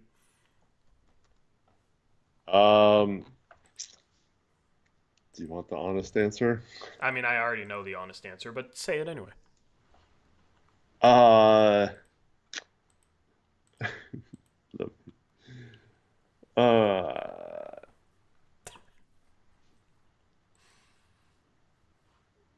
trying to think of how to put this. There isn't a single team that wants him unless it's because we're giving them something good for taking him. So that's the only teams that have even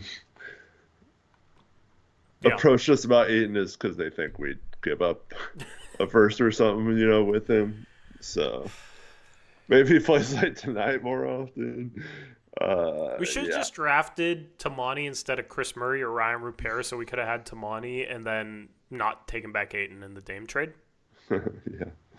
People are like, oh, good job, Joe. You got Tamani out of that trade, so, it's fine that they took on Ayton. Literally, like 3 months before that, he drafted Chris Murray and Ryan Rupert over him. Or paid for a late or bought a second round pick. Like, you know what I mean? Figure out a way to go get him.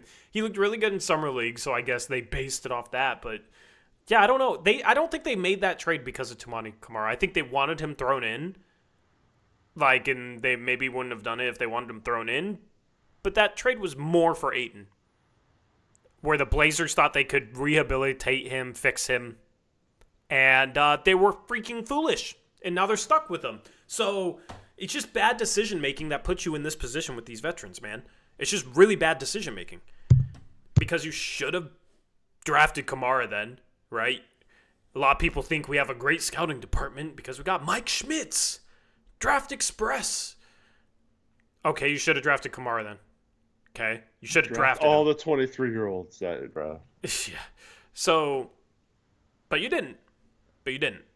It's funny because after that draft, so many people would argue with us, like, because I didn't like the Chris Murray pick. So many people said we won the draft because the Chris Murray pick got good grades and they got repairs. Like, okay, all right. You should have drafted Kamara then. You took on Ayton. You got Kamara. Okay, great. You got Kamara, but now you're stuck with Ayton. You gave Jerami Grant this huge contract. Now you may be stuck with him. What's funny? Like, I think the best bet to getting rid of Ayton, I don't even know if this is possible. I don't even know if there's a fit for this, right? But if Robert Williams is only worth seconds, is there a team out there that would take on Ayton to get Robert Williams for, like, crappy contracts, Like, all right, Houston, you really want Robert Williams, but you don't want to trade a first-round pick for him? Okay. You get Robert Williams. You also get DeAndre Ayton for your expiring contracts. See, that'd be tough because they'd have Şengün, Robert Williams, and Ayton. I don't. Still under the tax. Yeah, but well, you just wouldn't play Ayton. Yeah, but that's no. I don't think they would do it. I don't think they would do it. But I mean, it just comes down to how bad do you want Robert Williams, and Ayton would be an expiring contract next year that you could move, right? Like, I don't know. Like, any trade that gets rid of Ayton where the Blazers aren't giving up a future first is going to seem like a pipe dream because that's where they're at right now. Yeah. Like people thought it was stupid. People thought it was stupid that I had a trade where, like, all right, let's say the Bulls trade Vucevic, all right? You trade them Ayton, you get back, like, Lonzo Ball, right? You get back, I don't know, Duarte's expiring contracts. So both these guys are expiring contracts. And you trade the worst of your 2029 first between Milwaukee, Boston, and Portland. and you trade, I don't know, 2, 3 second-round picks, maybe second-round picks you get back for Robert Williams. I don't know how many second-round picks you want to get, but it's like we didn't value him in last draft, so might as well give him a bunch of second-round picks and get back your own first. And people are just, oh, that's terrible, that's terrible. It's like, this is the best-case scenario. Something like this is the best-case scenario. Because they would actually need a starting center after trading Vucevic, and maybe and the Bulls are kind of dumb, and maybe they would convince themselves that, Ayton can fit their timeline. It would be a good lob target for Josh Giddey. Man, if only Ayton had this game tonight against them on Sunday. I know. But, like, this is truly, truly, like, the best case scenario for dumping Ayton. Because you're giving up a first that's likely going to be in the 20s anyway in 2029. You're getting your own first back, right? And, it's probably just going to end up being second-round picks. But, I mean, what if they make the playoffs in 2028? They have the right to swap with Milwaukee in 2028, but if they make the playoffs then and don't have their own pick, then they can't do that swap. Also, even if they never trade a first, it still turns into 2 seconds, right? Mm-hmm. I mean, at some point you're just going to have to bite the bullet, or I guess you wait till it expires. But, Eric, I cannot. Hold on, let me take this down. I cannot deal with another year and a half of DeAndre Ayton. I can't do it, man. I might lose my sanity. I know it's ironic because he had a great game today, but it almost makes me more insane. Like, oh, look, you tried and you were good. I can't do it. I might need therapy, bro. Like, well, I should probably go to therapy anyway. But I can't do it. I cannot deal with more. I cannot deal with more of this. Kyle Wilson says, I'm mostly pissed that all these other teams got to have the benefits of rebuilding under the old CBA, and Cronin forced us into an impossible rebuild under a CBA that hates rebuilding teams. That could not be more wrong, Kyle Wilson. The new CBA is literally making it like the most value. Like, there used to be a period where expiring contracts were super valuable, and then it became less valuable because, like, those 2016 contracts and everyone had bad contracts or everyone had expirings, and so, like, the market got flooded with all these expiring contracts, and so the value then dipped for a long time. But now, I mean, you just saw, we talk about this all the time, the Spurs getting a first-round pick swap unprotected for taking on Harrison Barnes. And there's going to be trades like that every year with this new CBA as teams try to get creative. Like, how many teams did sign-in trades and then had to cut money last offseason? And are how many teams right now are trying to make a trade like Milwaukee that's trying to ditch a Pat Connaughton so they can actually aggregate salaries and stuff.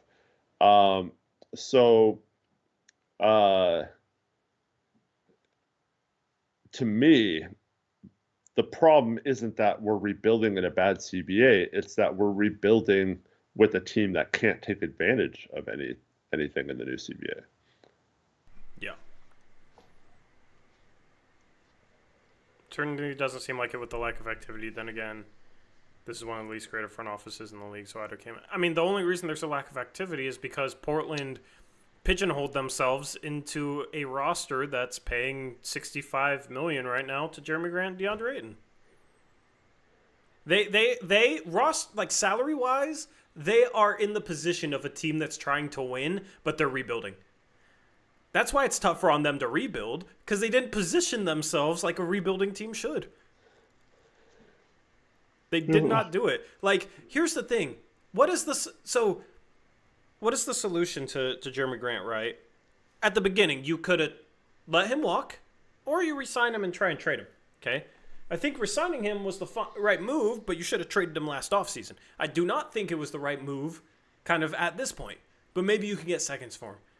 Is that really worth the risk in dealing with all that? The thing is, you still might get back a long-term contract, right? So The question becomes like, all right, should you have just let him walk and then you would have had more flexibility? Could you have gained more assets with that flexibility than you're going to get back for Jerami Grant?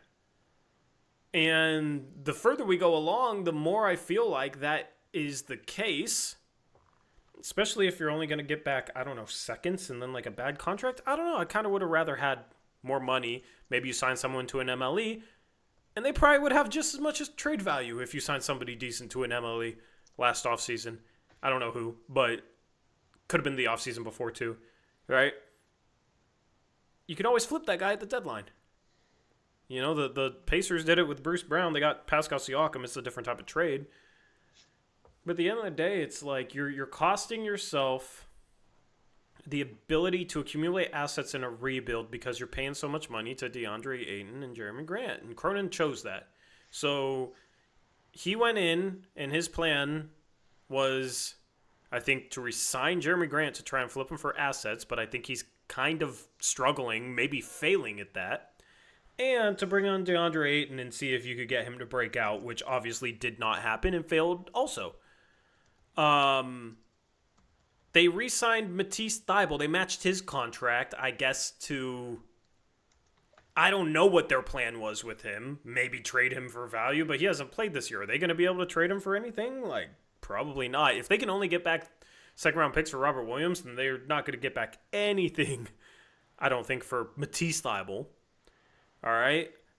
You get back Robert Williams. I think Robert Williams had more trade value at the start of last season than he does now, right? Coming out of Boston where he was really good on a contending team. But you decided to keep him for some reason. Immediately gets hurt, and now his trade value is apparently only second-round picks. So you failed there.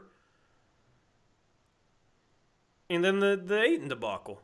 Like, those five guys... Or no, I already named Ayton. Simons, you sign Simons to this contract. Maybe you can get something for him, right? Like, that's the only guy out of those five that you can look at it and be like, yeah, okay, that's okay for now. The other four guys, like Thybulle, yeah, I guess it's okay because it's only $11 million, but it's not like matching him is looking like it's going to pay off in any way. It's not like signing Jerami Grant is looking like it's going to really pay off in any way. It's not like keeping Robert Williams when you could have traded him after getting him from Boston is looking like it's going to pay off in any way. You traded Malcolm Brogdon, his salary filler, to Washington, who didn't value him, right? So keeping him didn't pay off in any way because you could have made that trade with basically any salary. Washington wanted the 2 first-round picks. So, like, every move Cronin is making with these veterans is not paying off in any way towards this rebuild. The only one that could pay off is you kept Anfernee Simons. You re-signed him when he was a restricted free agent. Like, you were going to be able to keep him anyway. That's the only thing that could possibly pay off. But everyone else, none of it is looking like it's going to pay off for Joe Cronin. I hope that it does. But, like, at this point, like, all right, if it doesn't pay off, fine. Just get rid of him, like, and move on. And that's how low the bar has been lowered. But it's just strange to me how people give Cronin all this credit for blowing this team up when he hasn't even fully committed to the rebuild, and then all his moves around these highly paid vets don't look like they're going to pay off for him and don't look like he had a plan going in, or if he did have a plan, it's looking like his plan is failing. Yep. That's why, like, if they don't do anything after this deadline, they're going to get a ton of heat from a lot of people. And they're going to get the most heat from us. So, Mute That Bozo says, so what Tori is saying is, we ain't got no assets. Yeah, well, we got negative assets. Yeah, negative assets, man. Because Ayton sure is a negative asset. Yeah, I mean, he's, to be fair, even though it's not... second round picks, you can debate value all we want, but that's not negative value. So Ayton? No, I'm saying Ayton's the only one that I've said has negative value. There's the other ones still have value. It's just not a lot of value. Yeah, but like, was there an opportunity cost by locking yourself into Grant's contract that is not paid off with by just getting second round picks? Mm-hmm. I mean, I'm almost certain we could have gotten a first for him last deadline if we decided to move him, even with his contract. Yeah, but they didn't really care to aggressively shop him for some freaking reason. It's just stupid. They're kicking the can down the road without a plan, and now it's like, oh, we're stuck. Cool, you put yourself there willingly. You willingly put yourself there. So, Blaze the Nug says, I'm tuning out completely if we can't trade any of those three. Love your show, but I'll be frustrated to the point I will have to not follow Blazer stuff for my own health. Yeah, like, number one, you're just disenfranchising your fans that just want to root for your rebuild. Like, Blazer fans want to root for your rebuild, and you're not even really giving them that fully, all right? But number two, also, as far as, like, to people like, oh, I'll check out, is there not some level of, like, I forget what the word for this is, but, like, some level of humor and enjoyment out of watching this organization comically struggle with things? Like, I root for this organization, of course, and I want this team to win a championship. It would be great for me as a fan. It would be great for the channel, of course, too. But when we suck and do silly stuff, it's kind of like the whole Kevin Knox thing. Like, part of me just, like, finds it funny. Like, man, how can they screw this up next? You know? Like, is there sadistic is what Nathan said. Yeah, or masochist. It's one of those two words, right? Where it's like, there is some level of enjoyment in that for me. Like, wow, they suck. Wow, look at you. You're stuck with this guy that you paid all this money to, and your media crony said it was a good contract while he excused the Norm Powell trade because apparently he was the bad contract. Like, that stuff is kind of humorous to me. Do you feel that way at all, Eric? Or is it just like all sadness? It's kind of all sadness at this point, but you get what I'm saying, though? Like, yeah, of course. So Kobe says the Wiz did the same thing with Kuz last year with the Mavs. Yeah, so it came out today that apparently Kuzma is not worth a first in the market. yeah. And apparently they had offers for first, but were holding out for second. Two first last year, the Wizards, and didn't, and now he's ruined a lot of value he has, and yeah. So for all the bozos that watch the wrong packet, sorry, let me restart. All right. For all the cronies that watch the wrong podcast that have sat here and told me they don't have to trade him, they don't have to be impulsive, they can hang on to him, everything will be just fine, they don't have to rush anything. There's so many examples of teams that had that mindset of holding out for extra value where it's completely burnt them in the end. So I do not want to hear that ever again in a situation like this. Some situations that might apply to, but for like Washington with Kuzma, to the Nets with Finney Smith, right? They could have got back more. For the Bulls with Caruso, for the Blazers with their vets, like there is a bunch of examples. The Bulls got back Josh Giddey. Yay. Josh Giddey. They could have got back more. I would rather have multiple firsts than Josh Giddey. But you know what I mean? Sixth pick. Yeah, where does he go in a or redraft? Wait, what pick was he? He was the sixth pick. He ain't going sixth in a redraft. Would rather have multiple firsts. All right, let's say you want to debate that one. There's still plenty of examples where teams got back far less, and it's like they clearly got back far less. Finney Smith, Grant, and Kuzma.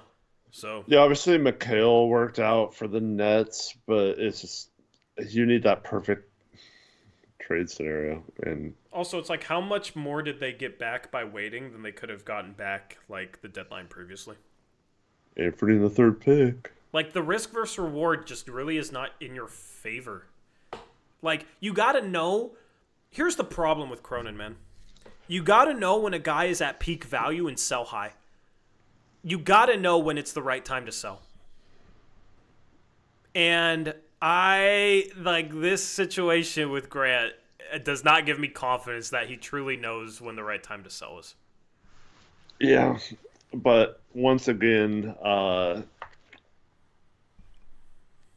seem to have gotten the impression that there is some optimism that he will garner a little bit more value as we get closer to the Yeah, deadline. but more value And than they could have got for him this past offseason or the Lester's trade deadline. I don't know about that, Yeah. but Yeah. I mean, if we get a first round, I think we're all doing jumping jacks. Right? Yeah. When this offseason we were saying, is one first round pick enough for Joe? And I was like, you know what? At some point, like, sure, okay, if you're getting offered Rui and a first, just take it. No, we need 2 firsts. All right, you're getting greedy. You're getting greedy. Because that contract still, even with Grant playing a lot better last year, still has not looked that great. So just take the first in Rui, if that's on the table. No, they can hold out for 2 firsts. They can still trade him at the deadline. Those same trade packages will be there. What if they're not? What if he plays worse? This is what I always said to people when they say that. Like, he could play worse next season and lower his trade value and look like he's declining.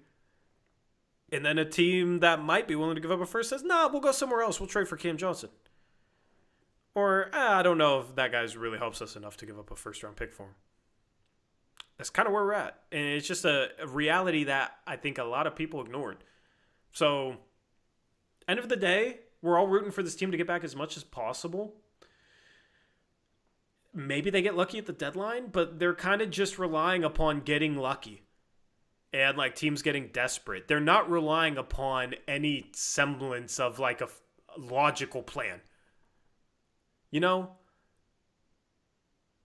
Like, they don't have a like, solid path going forward. It's all reliant upon, man, maybe this team will get desperate enough where they'll trade a first-round pick for Jerami. Hopefully that's the case. We're optimistic that there will be a team that might trade a first. All right, you should have taken it earlier, man. So, stop kicking the can down the road. If you can trade Grant for expirings, you do it. If you can trade you can't trade Ayton for expirings. At this point, I'm just hoping, like, what you could maybe get for Grant and what you could maybe get for Robert Williams, hopefully a team would take back for taking on Ayton, and those guys are at net zero.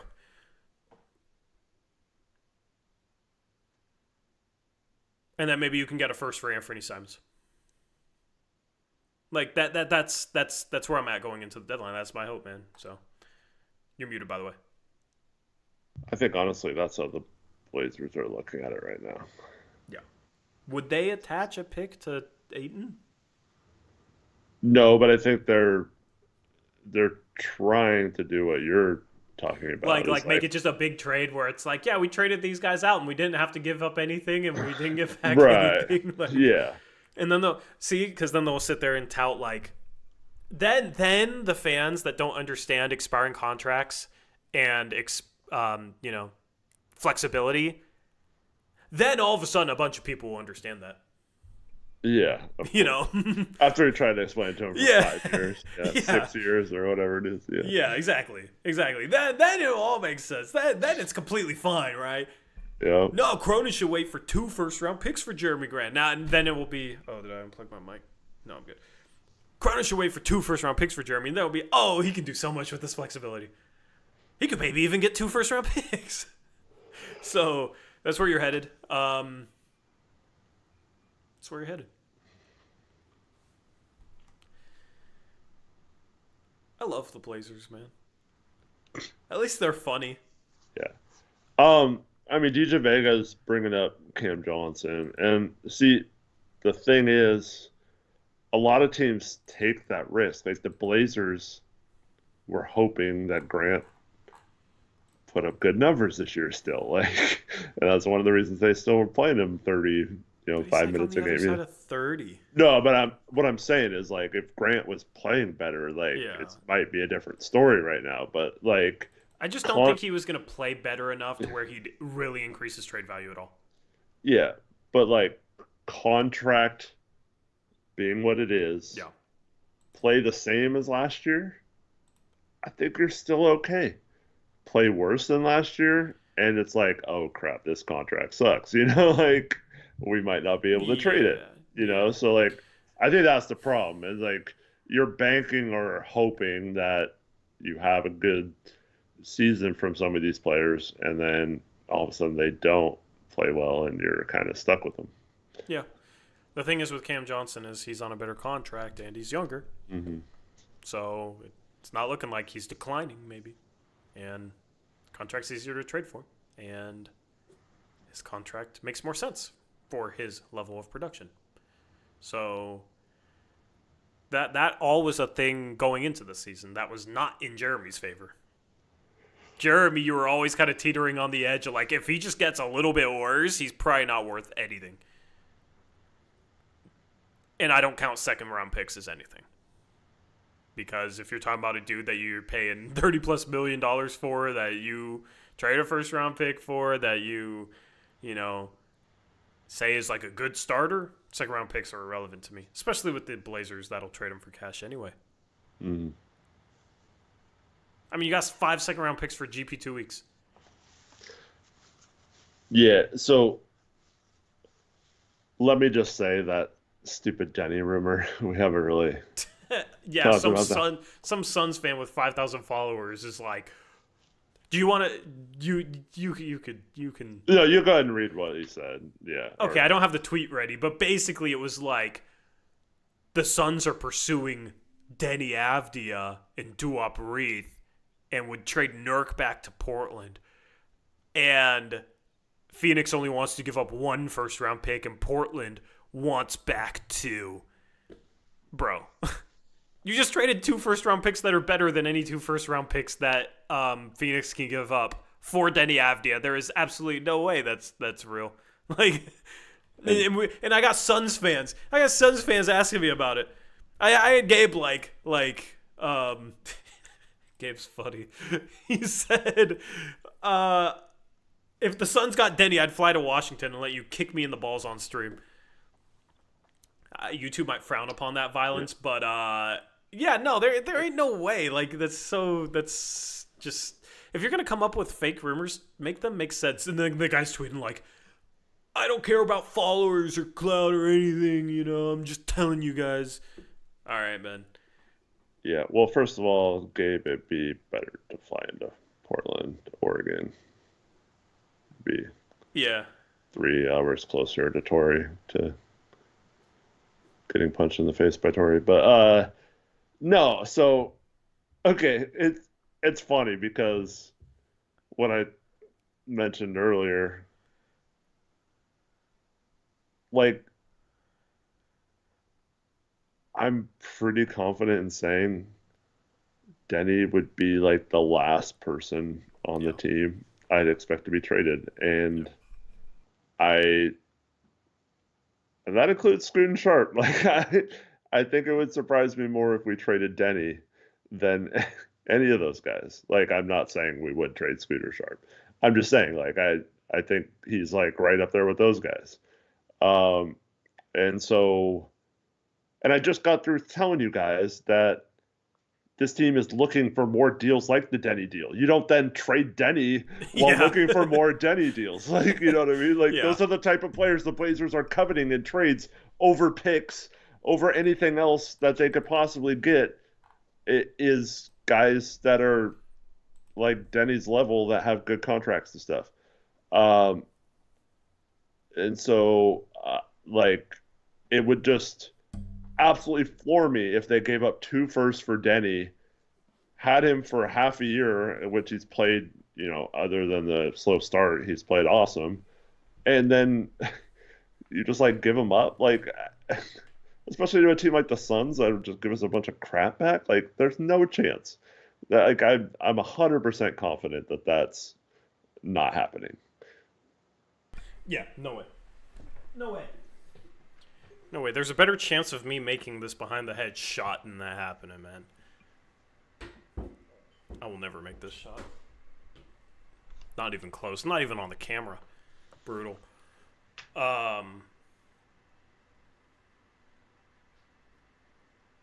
Just hopefully something just happens, man. It's sad that I'm like, you know what? Hopefully we can get the Norman Powell package. Hopefully we can get the Norman Powell package. That's crazy to me. That's crazy to me.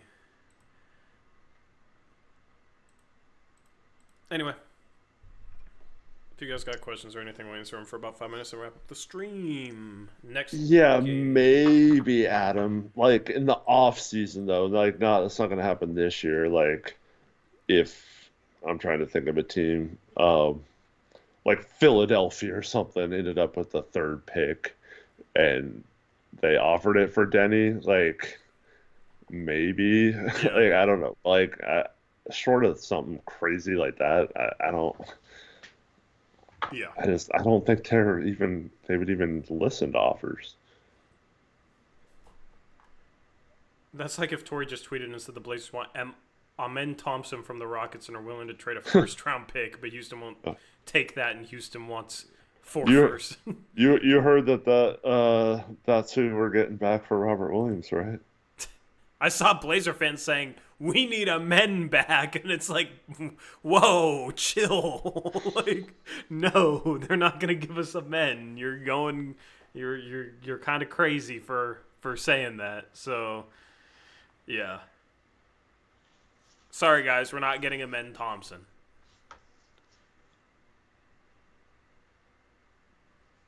Oh, I you don't want to do even know. Tankathon? Huh? Want to do Tankathon?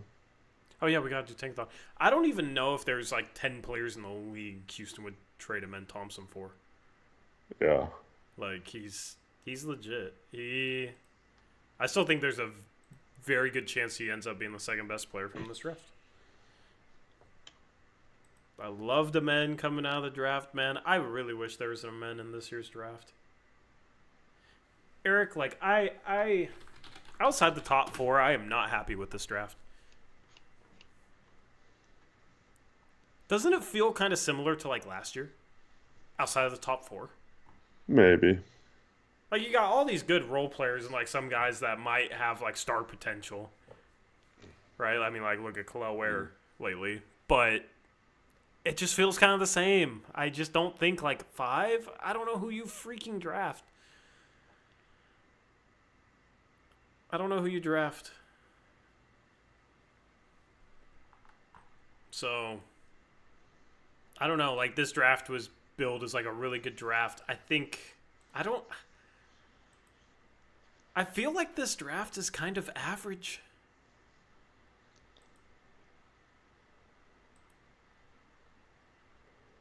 Yeah, well, I mean, we talked about this all last year. It's when there's a hype number 1 player, it just alters everyone's view. They think it's a good draft, compared to Yeah. dude,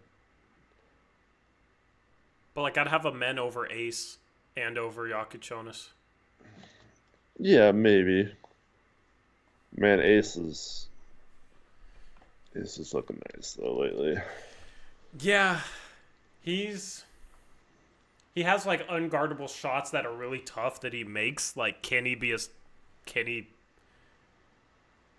star? Like scoring that way? Can he be efficient enough? Yeah. If he can learn how to create, he has a chance of being the best player from the class. Like he's a good number 3 player, number 4 player in a class. I just think like I would take a man over him. Mm-hmm. But I really like Amen. So just like thinking about that and thinking about like that Wemby class, man, like I don't know. I just the Blazers need to be top 4.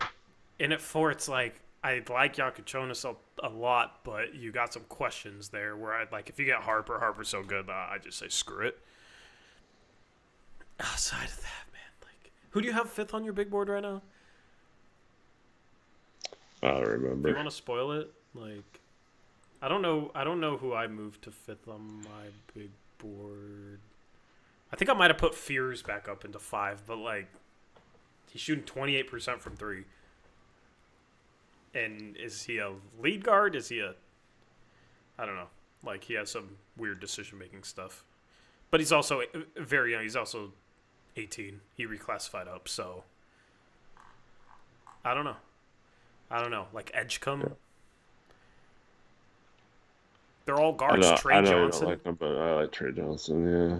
I mean, it's not that I don't like Trey Johnson. I just think he's more kind of in that tier where he's not number 5. He doesn't get to the rim. He doesn't, like, he's just a jump shooter.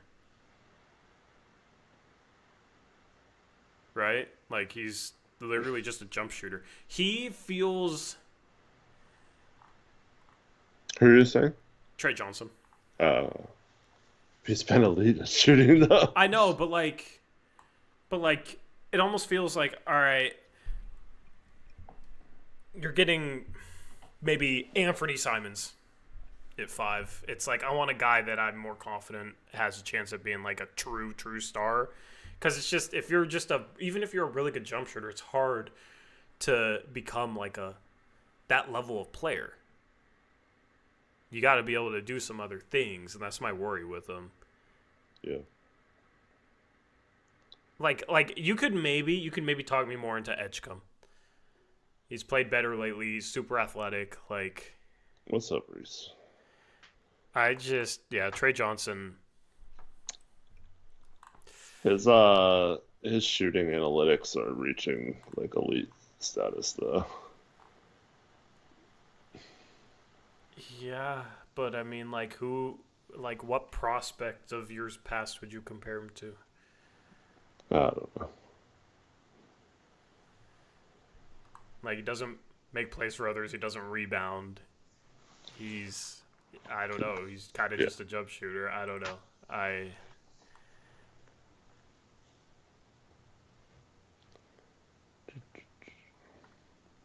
Yeah, Ferris, Queen, Newell. Yeah, we'll do this. I'm looking.